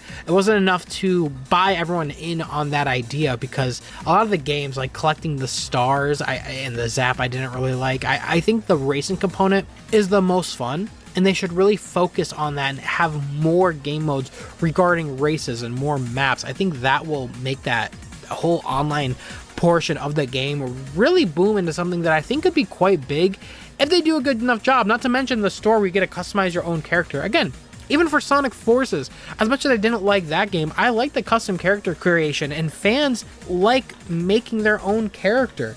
So I think it would be a good idea for them to really hone in on that and to improve it. The prices of the character creation, I think, are just way too much for the coins. They want you to grind that game way too much for how it's designed. It's not designed to grind a whole lot, especially with the bosses being such a drag in the game. That game can be a chore to grind those coins. So they need to lower down the prices in the store to customize your character, and I think they need to improve that system. Add more maps, add more customizable character options, add quality of life changes to the online service in general, because even at times the online can be a bit hairy. What's the next thing regarding games for Sonic in 2024? I think it's going to be another mobile game or something to do with mobile games. It could be an expansion to Dream Team for all I know.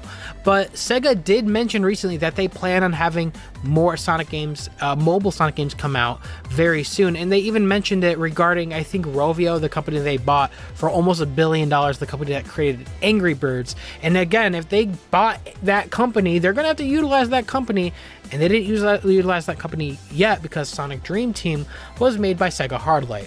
So I think we're going to be seeing something from Rovio soon. Probably not on the scale of Sonic Dream Team. It's probably going to be a smaller mobile game, something more traditional in terms of Sonic mobile games, which I'm not against. I think Sonic games do great on mobile. I think it'd be great for them to hone in on that market. It'd be great to see what Rovio can do with Sonic. And I'm sure Sega's going to want them to capitalize on that, and they got to make their money back after that purchase.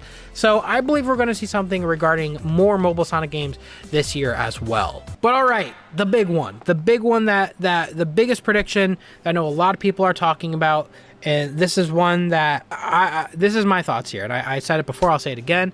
I believe this year, regarding a mainline Sonic game, I think we're going to see something regarding Shadow the Hedgehog. It only makes sense. Now, hear me out. It's not because of Zippo. I just want to make that clear right away. I know there's this leak going around with the Zippo stuff. I don't listen to what Zippo has to say. I don't care what Zippo has to say. The reason I believe this, and I was saying it before Zippo, is because clearly the movie, the Sonic Movie 3 is coming out. Sega almost never capitalizes on these movies regarding a game tie-in. I think with the first movie, it was Team Sonic Racing that they were kind of advertising alongside with it. With Sonic Movie 2, I believe it was Sonic Colors Ultimate. They never had a mainline Sonic game tied in with the movie. Not necessarily tied in terms of story, but tied in terms of marketing. And I feel like since this is the third movie, this is most likely the last Sonic movie we're going to see, at least in that universe, they got to do it now. They got to capitalize on that momentum, and I think they are. This only makes sense for them to do it, especially considering Shadow's in the movie. Shadow's a huge, one of the most popular Sonic characters ever, probably the most popular Sonic character ever. And I think the proof is also in the pudding. I don't think the entirety of Sonic Team was working on the Frontiers DLCs. There's no way. The Frontiers DLCs, for all things considered, were pretty minuscule when it comes to development. A lot of them, like I mentioned in my reviews, they use a lot of those reusable assets, a lot of mini game modes, nothing real significant up until Update 3, where they had the new bosses, but everything leading up to Update 3, other than the character movements, all that stuff again, was a lot of reusable assets. Even the cyberspace stages, a lot of them were remakes from the original game using reusable assets. I don't think that update showcases the true power of a full team development cycle. I believe Sonic Frontiers DLC throughout the course of 2023 was made by a smaller portion of Sonic Team, while the other half was probably working on something big. In fact, Kishimoto literally confirmed this with Update 3, that fix they did recently. He literally said only 3 people, 3, worked on the hotfix that just came out for Sonic Frontiers Update 3. So I'm not saying for all of the updates that was only 3 people, but only 3 people worked on that hotfix, which is an insanely small number of people to work on such a massive game. So I think right there is proof that clearly the rest of the team is doing something major. It's all hands on deck for some other project, while they just allocated a small sliver to work on that. And I'm sure throughout all of the development for Sonic Frontiers DLCs in 2023, I believe it was a smaller portion of the team. Again, the proof is in the pudding. But the proof is also coming from Iizuka. I don't know why no one talked about this. I've mentioned this in the podcast, and I've mentioned this for a while now, but no one really seemed to talk about it, and I guess I'll talk about it now. Iizuka kind of alluded to this in interviews for Sonic Superstars, where an interviewer asked him regarding Shadow the Hedgehog being in Sonic Superstars, and of course, as Sonic fans, we know, of course he's not going to be in Superstars, it's a classic Sonic game. But Iizuka did allude to Shadow fans not having to wait too long, that the team is well aware of how popular Shadow is, and that they do want to do something with Shadow in the future. It just makes sense. It just makes sense. If I was the head of Sonic Team, that's where my brain would be. Let's line up something with the Sonic movie. Let's do something with Sonic and Shadow. It only makes sense. Now, let's go into this game itself. What would this game look like in my opinion? Well, first off, I think it only makes sense for them to be able to reuse the Sonic Frontiers gameplay formula that they already established. There's no way they're going to throw out this formula already. They worked so hard on this open world formula. I believe they're going to probably use it again, and that's probably what aids them into making this game so quickly. Not only with the fact that the team bought them time with the Frontiers DLCs, but I also think that being able to just reuse the game engine they already created allows them to go right into development right away, creating the levels with said thing in mind. And not to mention too, with the DLCs, I feel like they could really utilize the spin dash this time into the level design and make something really fun. Now, do I think this game is going to be open world? I don't really imagine that, if that was the case. If it was a thing, if it was my guess, I believe this open world thing for Sonic would probably happen once every couple of games. Well, there'd be more traditional 3D Sonic platformers in between. My hope is that we'll see something of a mix, kind of like Sonic Dream Team, where they had open areas in the world, but the levels were still kind of going from A to B. But I think that'd be a great idea for them to utilize the new gameplay stuff established in Frontiers, utilize maybe even the spin dash that Frontiers didn't really get to utilize. I just want the gameplay to be fun. I think as long as there's a lot of fun to be had in the world, the level design, but I genuinely wouldn't mind them being more traditional this time. I wouldn't mind the return of maybe gun. Not guns in general, but the military type stuff in the game. I wouldn't mind that at all, and I think it'd be kind of fun to see them return, especially if they're returning in Sonic Movie 3. I would love to see them return here. So yeah, I think it would just be a lot of fun. There's a lot of potential for a game like that. Let me know down in the comments what you guys think about a potential Shadow the Hedgehog / Sonic the Hedgehog duo game. Would you guys like the idea of that? What would you guys want there to be in a game like that? Let me know. And I also think this game makes sense because if you remember in Frontiers, the end of Frontiers, all of Sonic's friends, like Knuckles, Tails, Amy, they all talk about going their own separate ways, kind of doing their own thing for a while. I think it gives time to Sonic and Shadow to do their own thing while the other characters do. Now, that's not to say I don't want the other characters in this game.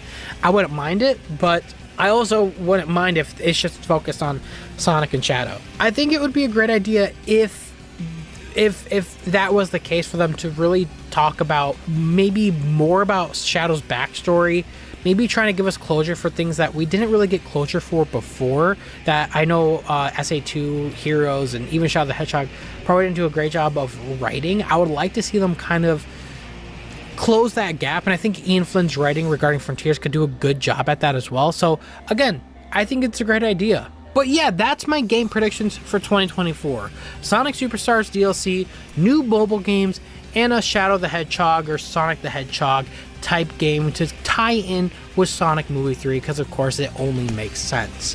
Now, regarding stuff outside of the games, let's talk about media. And I'm talking Sonic Prime, the Knuckles TV show, and Sonic Movie 3. Now, we know Sonic Prime Season 3 is coming. That was already confirmed. We'll see what happens after Sonic Prime Season 3, if it will continue on. I don't really know how successful Sonic Prime has been. I genuinely don't know.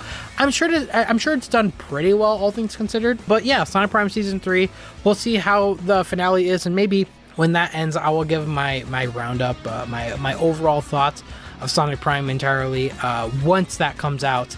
Let me know if you guys down below if you guys want me to do that. And then we have the Knuckles TV show. Now, this is something that it was supposed to happen in 2023, but I'm actually happy was delayed because there was just so much Sonic stuff in 2023. I feel like it just would have been hard to keep track of everything. So the Knuckles TV show coming this year to coincide with the movie, I think is actually better. But yeah, we haven't heard too much about the show, but we did hear the synopsis of the show. And for those that don't know, I believe it's Knuckles teaming up with Tom from the movies. I really don't know what to think about that. I don't hate Tom. He's an extra. He's kind of the comic relief in the movies, but I would have liked the Chaotix more so than more human characters. I feel like when you add a human character with the CGI character, I feel like the show becomes more grounded and there's not a whole lot they could do. I wish it was the Chaotix. So the synopsis of the show already kind of has me a little worried, but it could still be funny. I think it could still be enjoyable. So we'll see how that goes. And again, I will cover it once it comes out. And of course, we have Sonic Movie 3 itself. And you guys already know I'm going to be super excited for that movie. I've been so hyped about the Sonic movie since the first trailer after the redesign. I cannot believe how long it's been since 2019 where all that stuff happened and the first movie come out in 2020. I just can't believe that's been that long already. I think the Sonic movie was a great starting point, a great foundation. And of course it was, and Sonic Movie 2 was proof of that. Sonic Movie 2 was so much better. I loved Sonic Movie 2. It was a ton of fun. Going to the premiere, being invited to the blue carpet was, again, a huge treat of mine. I loved going there. It was a ton of fun. I'm still so thankful for that. And I really hope for Sonic Movie 3 I get to do something like that again. So, hey, Paramount, call me. But outside of all that, we also have the Sonic Symphony. That is also going into this year. We have tour dates all the way throughout this year. That's great. I love the Symphony. It was a ton of fun. Again, it was a huge honor to be able to help out the team on that regard. It was a ton of fun. I talked about it in tandem already, so I'm not going to go over all that again. But yeah, the Symphony going on to this year, it's great. They added new tour dates recently, so we'll see if they had even more dates in mind. I know Shota also tweeted recently asking the community what you guys want to see added to the set list. So they'll probably see some changes made to the set list into 2024, which is going to be super fun. I can't wait to see what they add, and I can't wait to see if I get to work on even more stuff. It's going to be a lot of fun. But alrighty, that is everything I covered last year. I covered this year in my predictions, and now I want to hear your guys' thoughts. What do you guys think is going to come out in 2024 regarding Sonic the Hedgehog, whether that be the games or media or in-person stuff? Let me know. I am super excited for this year, not only for Sonic the Hedgehog, but also for this channel as well. I'm going to be making a ton of content for Sonic fans. I am going to be going all out. It's going to be a lot of fun. I'm going to really focus on content. I'm going to focus on streams. I'm going to focus on community. It's going to be great. And I also want to thank you guys for your responses to my last video, my update video. If you guys didn't see that update video, I recommend you guys watch it. But I appreciate you hearing your guys' thoughts, and I'm definitely going to be taking that feedback and incorporating it this year. So with all that said, thank you guys so much for watching this video. Make sure you guys hit the subscribe button, hit the bell if you guys want to know when I upload. With all that said, this is Sam signing out. See you later, procrastinators. No, we don't need a 2023 recap, brother. Anyways, okay, that was his predictions. I mean, he was correct with the Sonic and Shadow thingy, but everything else does not seem to be happening, it seems like. But hey, that's not a bad prediction though. So this video came out January 6th, 2024. So that's when this video came out. So it was the start of the year prediction, basically. Where were we?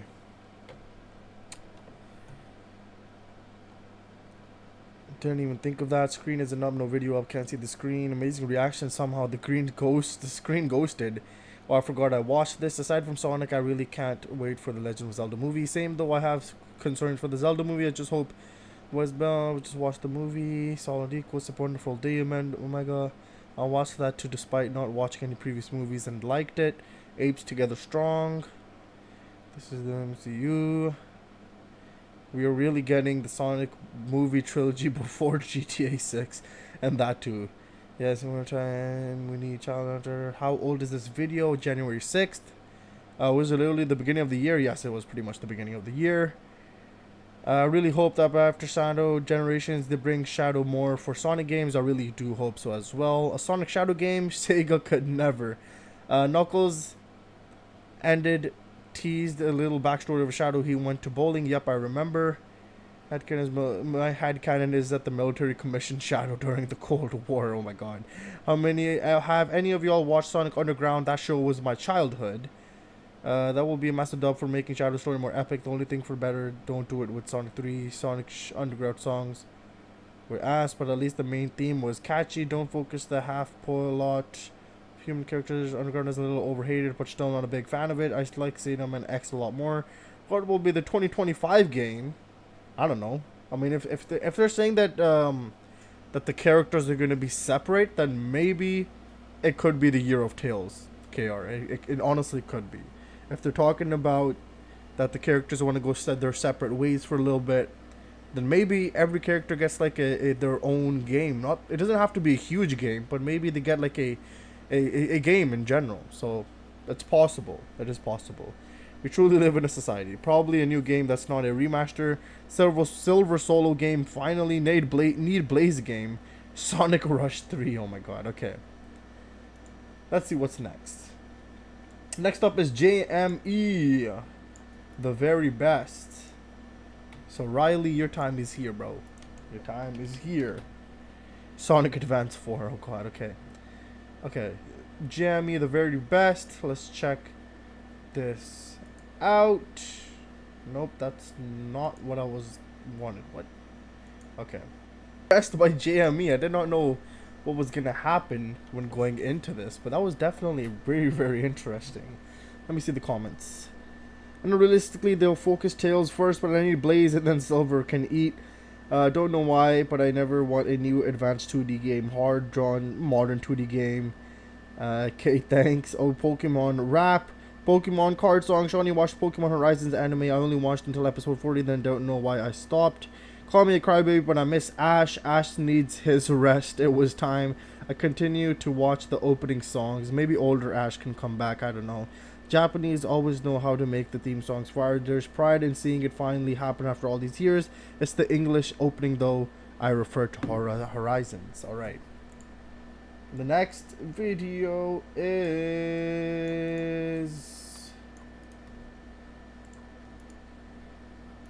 What's the next video? Go. Okay, the next video is another Fidel screen that he shows us. Okay, I think it's Fidel actually. Give me a second. Alright. Playing Sonic Generations, or Sonic Shadow Generations, I mean. Oh, they're literally got a popular an idol group for their opening. That's insane for an anime. Sadly, the English version of Horizons opening is sorry, but I don't like it. Oof. Alright, anyways, let's check this out. Go.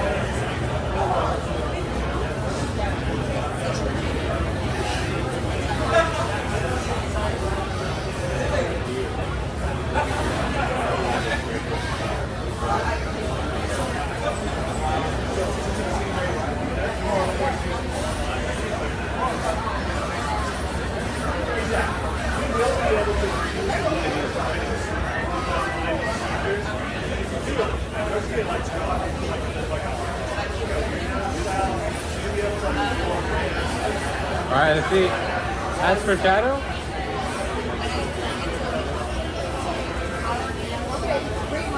Oh, let's go! Okay, yo. I don't know if that was the first time him playing that game, bro. He seemed like he knew what the hell was going on, bro. I don't know. That guy was flying. He was flying through that game, bro. I would have died like 20 times by now. But anyways, yeah, Fidel is pretty cracked at the game. I'd have to give him that. That was a really flawless run, honestly. Really damn good. Yeah, he's good. He was good.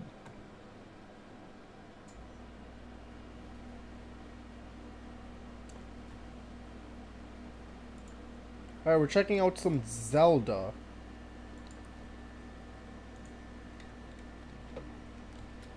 Okay. I do love the English openings for Pokemon Journey, same Shadow gameplay, but he's actually good. I was worried at first, but no one can tell me this is Forces. It wasn't, it was an optimized run. Okay, I see, okay. Because I'm like, yo, this guy, he knew how to perfectly time everything. I'm like, ain't no way, bruh. Ain't no way. But I got you. Alright, we're gonna check out a Zelda trailer, and then one more thing, and then we should be done for today. We should be done. The new Zelda game, right? I believe so, yes. I believe so. This is The Legend of Zelda Echoes of Wisdom. Let's check this out.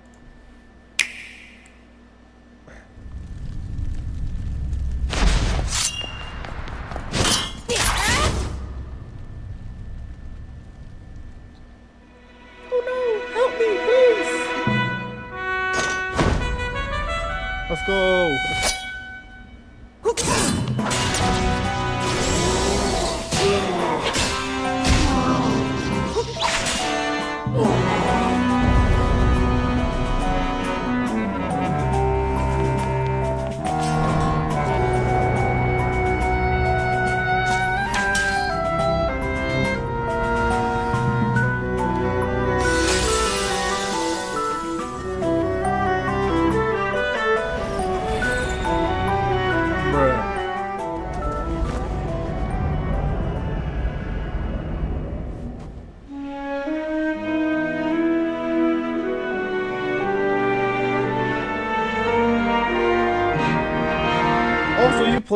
You play as Zelda then?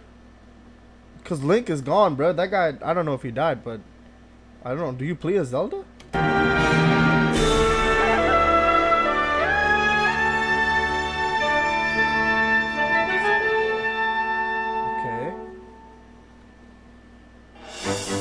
Hello, everyone.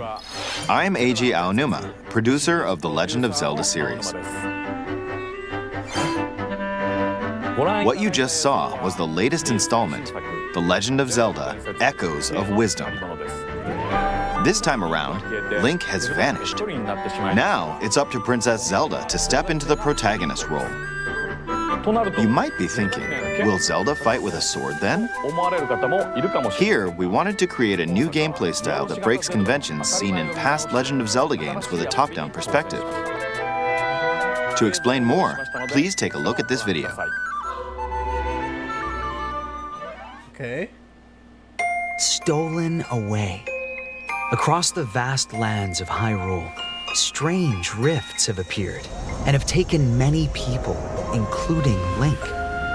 Now alone, Zelda meets the fairy Tri, receives a mysterious staff called the Tri-Rod, and sets off on a journey across Hyrule to save her kingdom. By waving the Tri-Rod at a table she found, Zelda learned how to create an imitation of it called an echo. Once you learn an echo of something, you can recreate it whenever you'd like. Even if there's a wall blocking your path, you can create echoes of tables to get a leg up. Just like that. Okay. You can create wooden boxes, old beds, and unusual things like water blocks. How you use them separately or together is entirely up to you. Learn and create echoes of things you find while exploring Hyrule.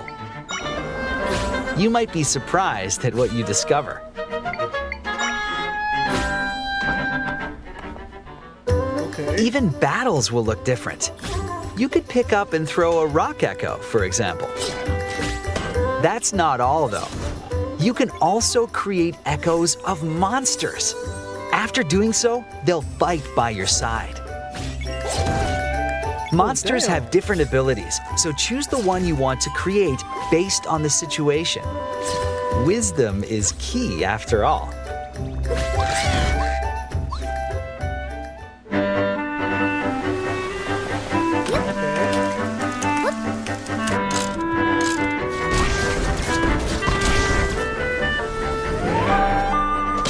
In a Hyrule without Link, the fate of the kingdom is now in Zelda's hands. How was that? I hope you enjoyed this demonstration of the Echo ability, which channels Princess Zelda's wisdom. There are a lot of echoes in this game. To be honest, I haven't counted them all yet. How you solve puzzles and battle enemies will change depending on the echoes used. In short, we've created a game where each player's experience will be different. The Legend of Zelda: Echoes of Wisdom launches September 26th. A Nintendo Switch Lite system inspired by the Legend of Zelda series will also be available at launch. We hope you're looking forward to playing as Zelda in this new adventure. Yo, that's sick, bro. No, that's actually a really cool concept. What the hell? Yeah, that was actually, yo, that's actually a cool, really cool concept. I actually really like that. I like that. But my boy Link better not be dead, bro. Please, Zelda, save Link, please, please, please. But that's actually a really, really cool concept. I actually really do like that. No, I think that. Yeah, I think that would be. Bro, this comment. It should have been named The Legend of Zelda: The Missing Link. Yo, that would have been sick. Nah, they should have, that 100%. They should have made that the title. What the hell? Yo, that's a goated comment. What the hell? That would have been insane. That would have been insane. Okay, let me see. Finally playable Zelda. Zelda is finally playable after the CDI games. The Legend of Link, Zelda's Awakening. Also terrible signal where I'm at. I'm playing catch up. Game looks interesting. Hope you can unlock Link as a playable character for beating the game though. Took him long enough. What is the next video? The next video is the last video for today. It is, you guessed it, everybody's favorite, Sonic Boom Fire and Ice. And I don't even mean that sarcastically, bro. I don't mean that sarcastically. Sonic Boom Fire and Ice, they have some good music. So we're gonna check out another last yo Tails, yo, why are you looking at me like that, bro? Anyways, we're gonna check the song out. It's gonna be the last song for today, the last video, because I am tired now. I think it's been like 4 hours now. Anyways, it's Fisher Tunnel number 1, Hazardous Conduit, Sonic Boom Fire and Ice. I don't know what the hell the title was, but it's something. something. Yo. Whenever I look at Tails, bro, it reminds me of the sussy stuff that I was thinking about a very, very long time ago. But anyways, we're not gonna talk about it. We're not gonna talk about it. Let's check the song out. Let's end things off. I am getting tired, and yeah, let's check it out.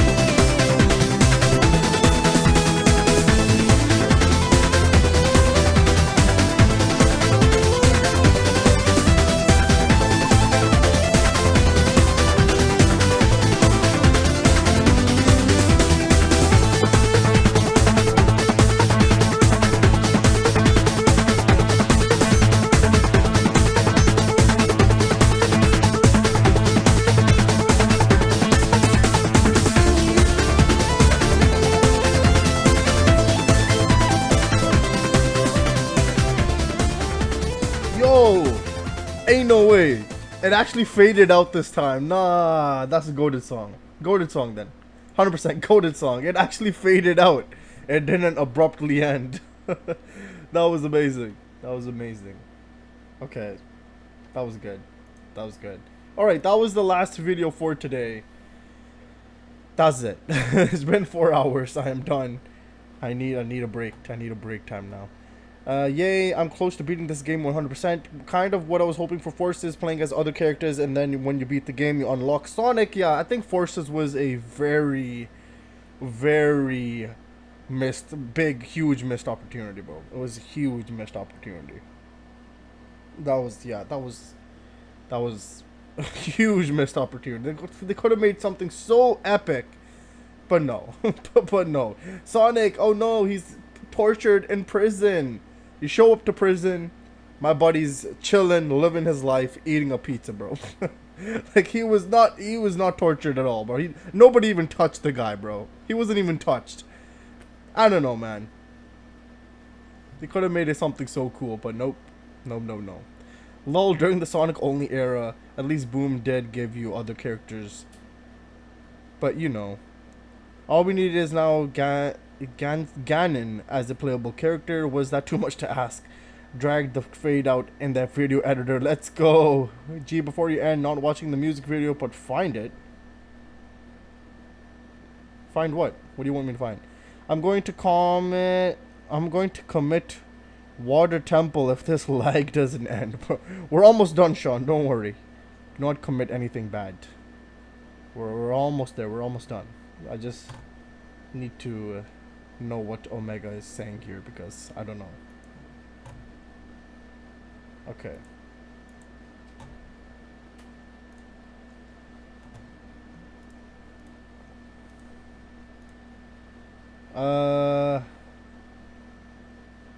Okay then. Yeah, okay. Alright. That's it for today. I think. Oh my god. I don't know, bro. Before end of stream, I just want to ask something. What's up, KR? What's up? Is it about Post Malone, my man? Is it about Posty? Did you find the music video? What music video are you talking about, Omega? What music video? You didn't tell me what music video. There's millions of music videos. I don't know which one you're talking about.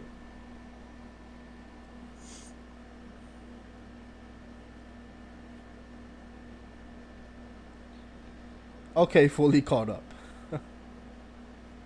Welcome back, Sean. Welcome back. TWS pilot twist. Well, yes and no. First question. Okay, what's the first question? Oh no, I didn't know I was gonna be exam today. TWS plot twist. Okay, I found it, Omega. I found it. When do you want me to watch it? Just sometime during the week, or is this a specific day that you want me to watch this?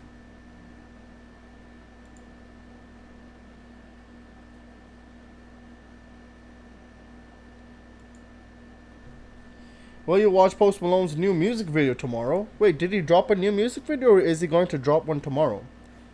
If he drops one, then yes, I will, KR. If he drops a music video, then yes. For Pour Me a Drink. Okay, yeah, then I'll watch it, yeah. I'll watch it. 1.5 and 2 speed is a lifesaver when the internet acts up. Is the stream almost over so I can make my suggestion? Wait, what? Make what suggestion?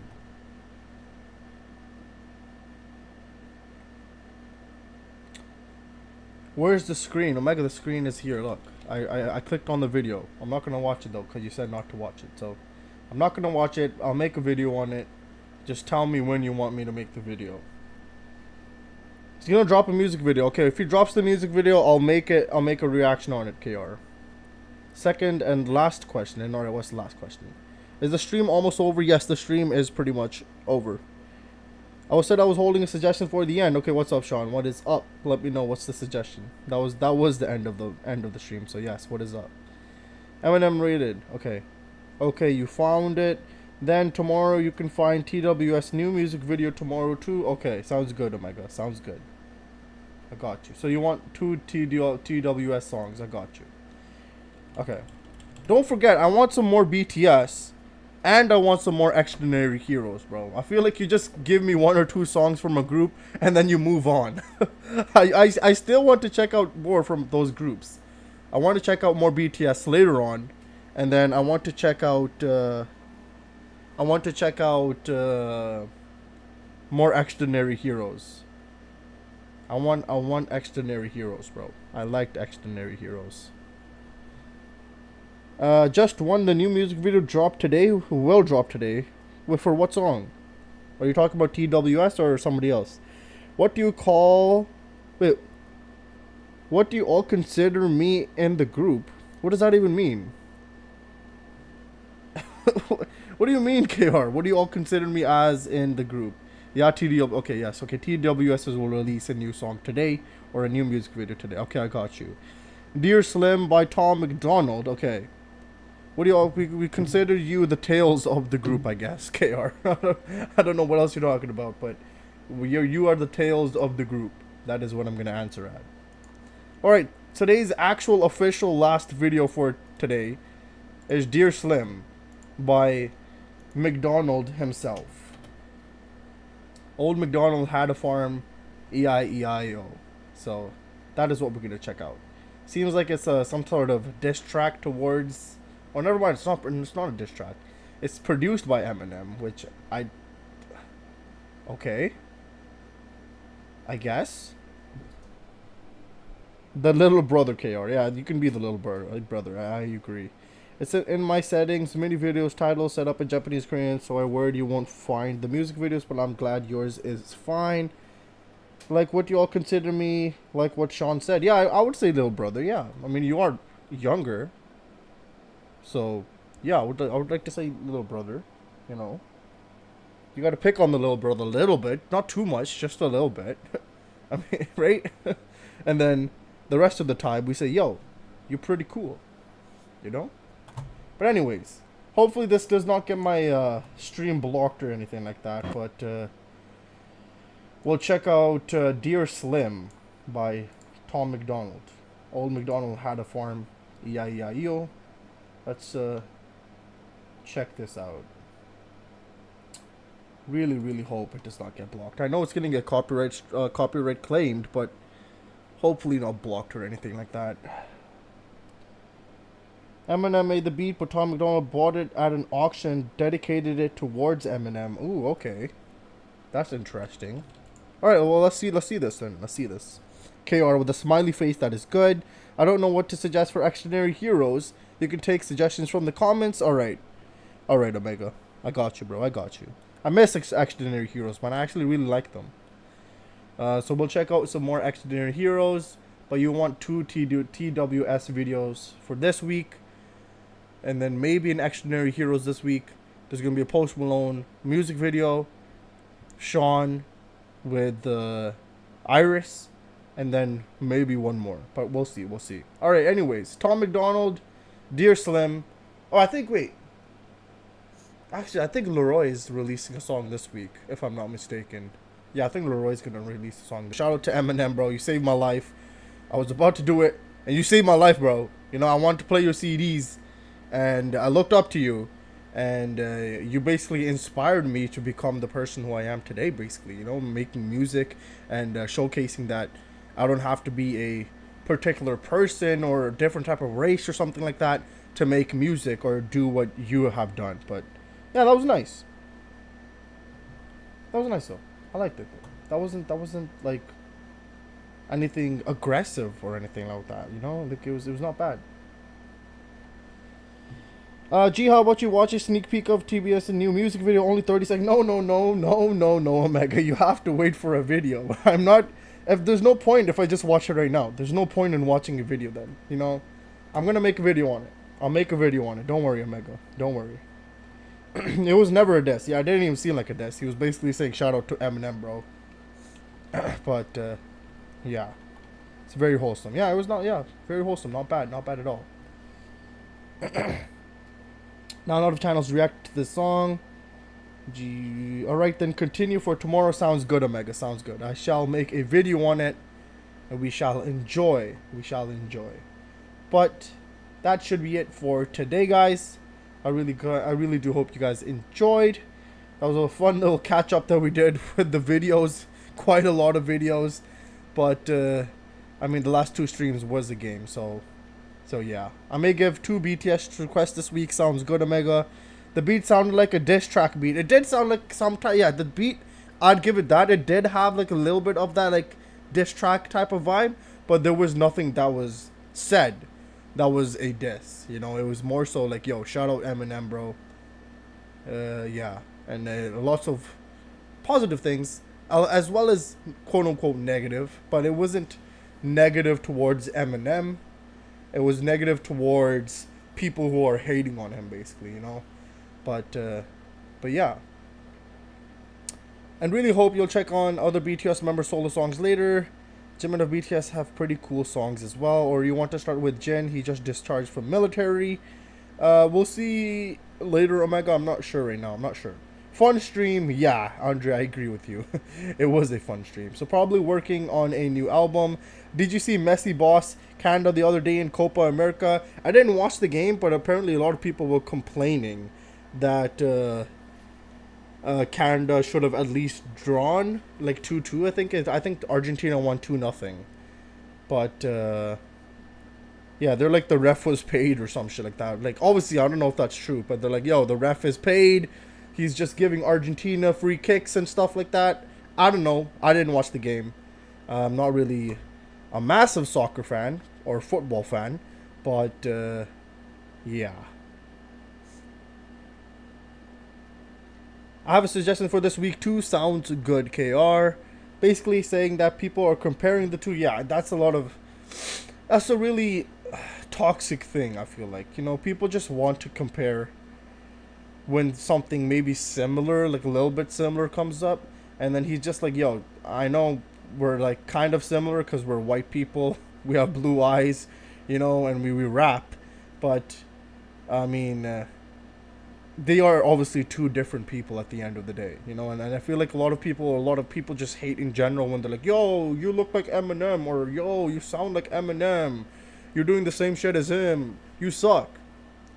Like, bro, there's a million other people that rap, you know, there's a million other people that make emotional music, that make love songs. Like, they're not all the same. I don't get it. I just don't get it, but hey, whatever, man. People do what they want to do. Do you mind if it's another Boom song? Another Boom song for a video? Do you want a Boom song for a video?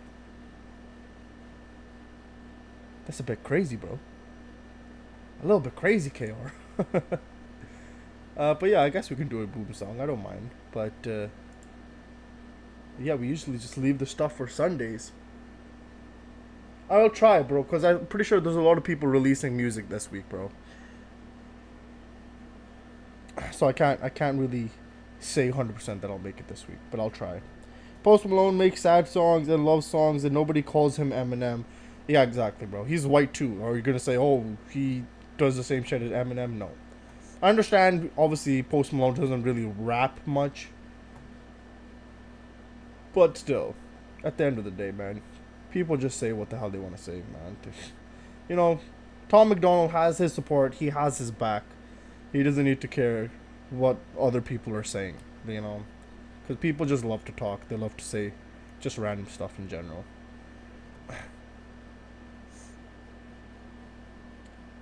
Maybe suggest another song by Tom in a stream one someday. Sounds good, Sean. Just noticed the new poster song with Blake Shelton you checked out yesterday. Fun fact, Blake, Usher, Adam Levine from Maroon 5, and Shakira are coaches in The Voice tournaments. Oh, we're coaches. Oh, okay. That's interesting. Alright. Alright. Okay, that will be it for today, guys. Fun stream. I hope you guys enjoyed. And that will be it from me for today.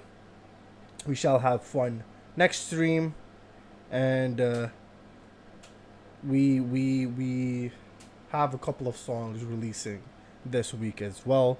For Uger Flowers. Oh, thank you, Andrea. Thank you very much. His album F1 Trillion is gonna release in August 18th with songs. I'm excited. Peace out, Sue. Yo, peace out, my man. Peace out, yo. Alright, peace.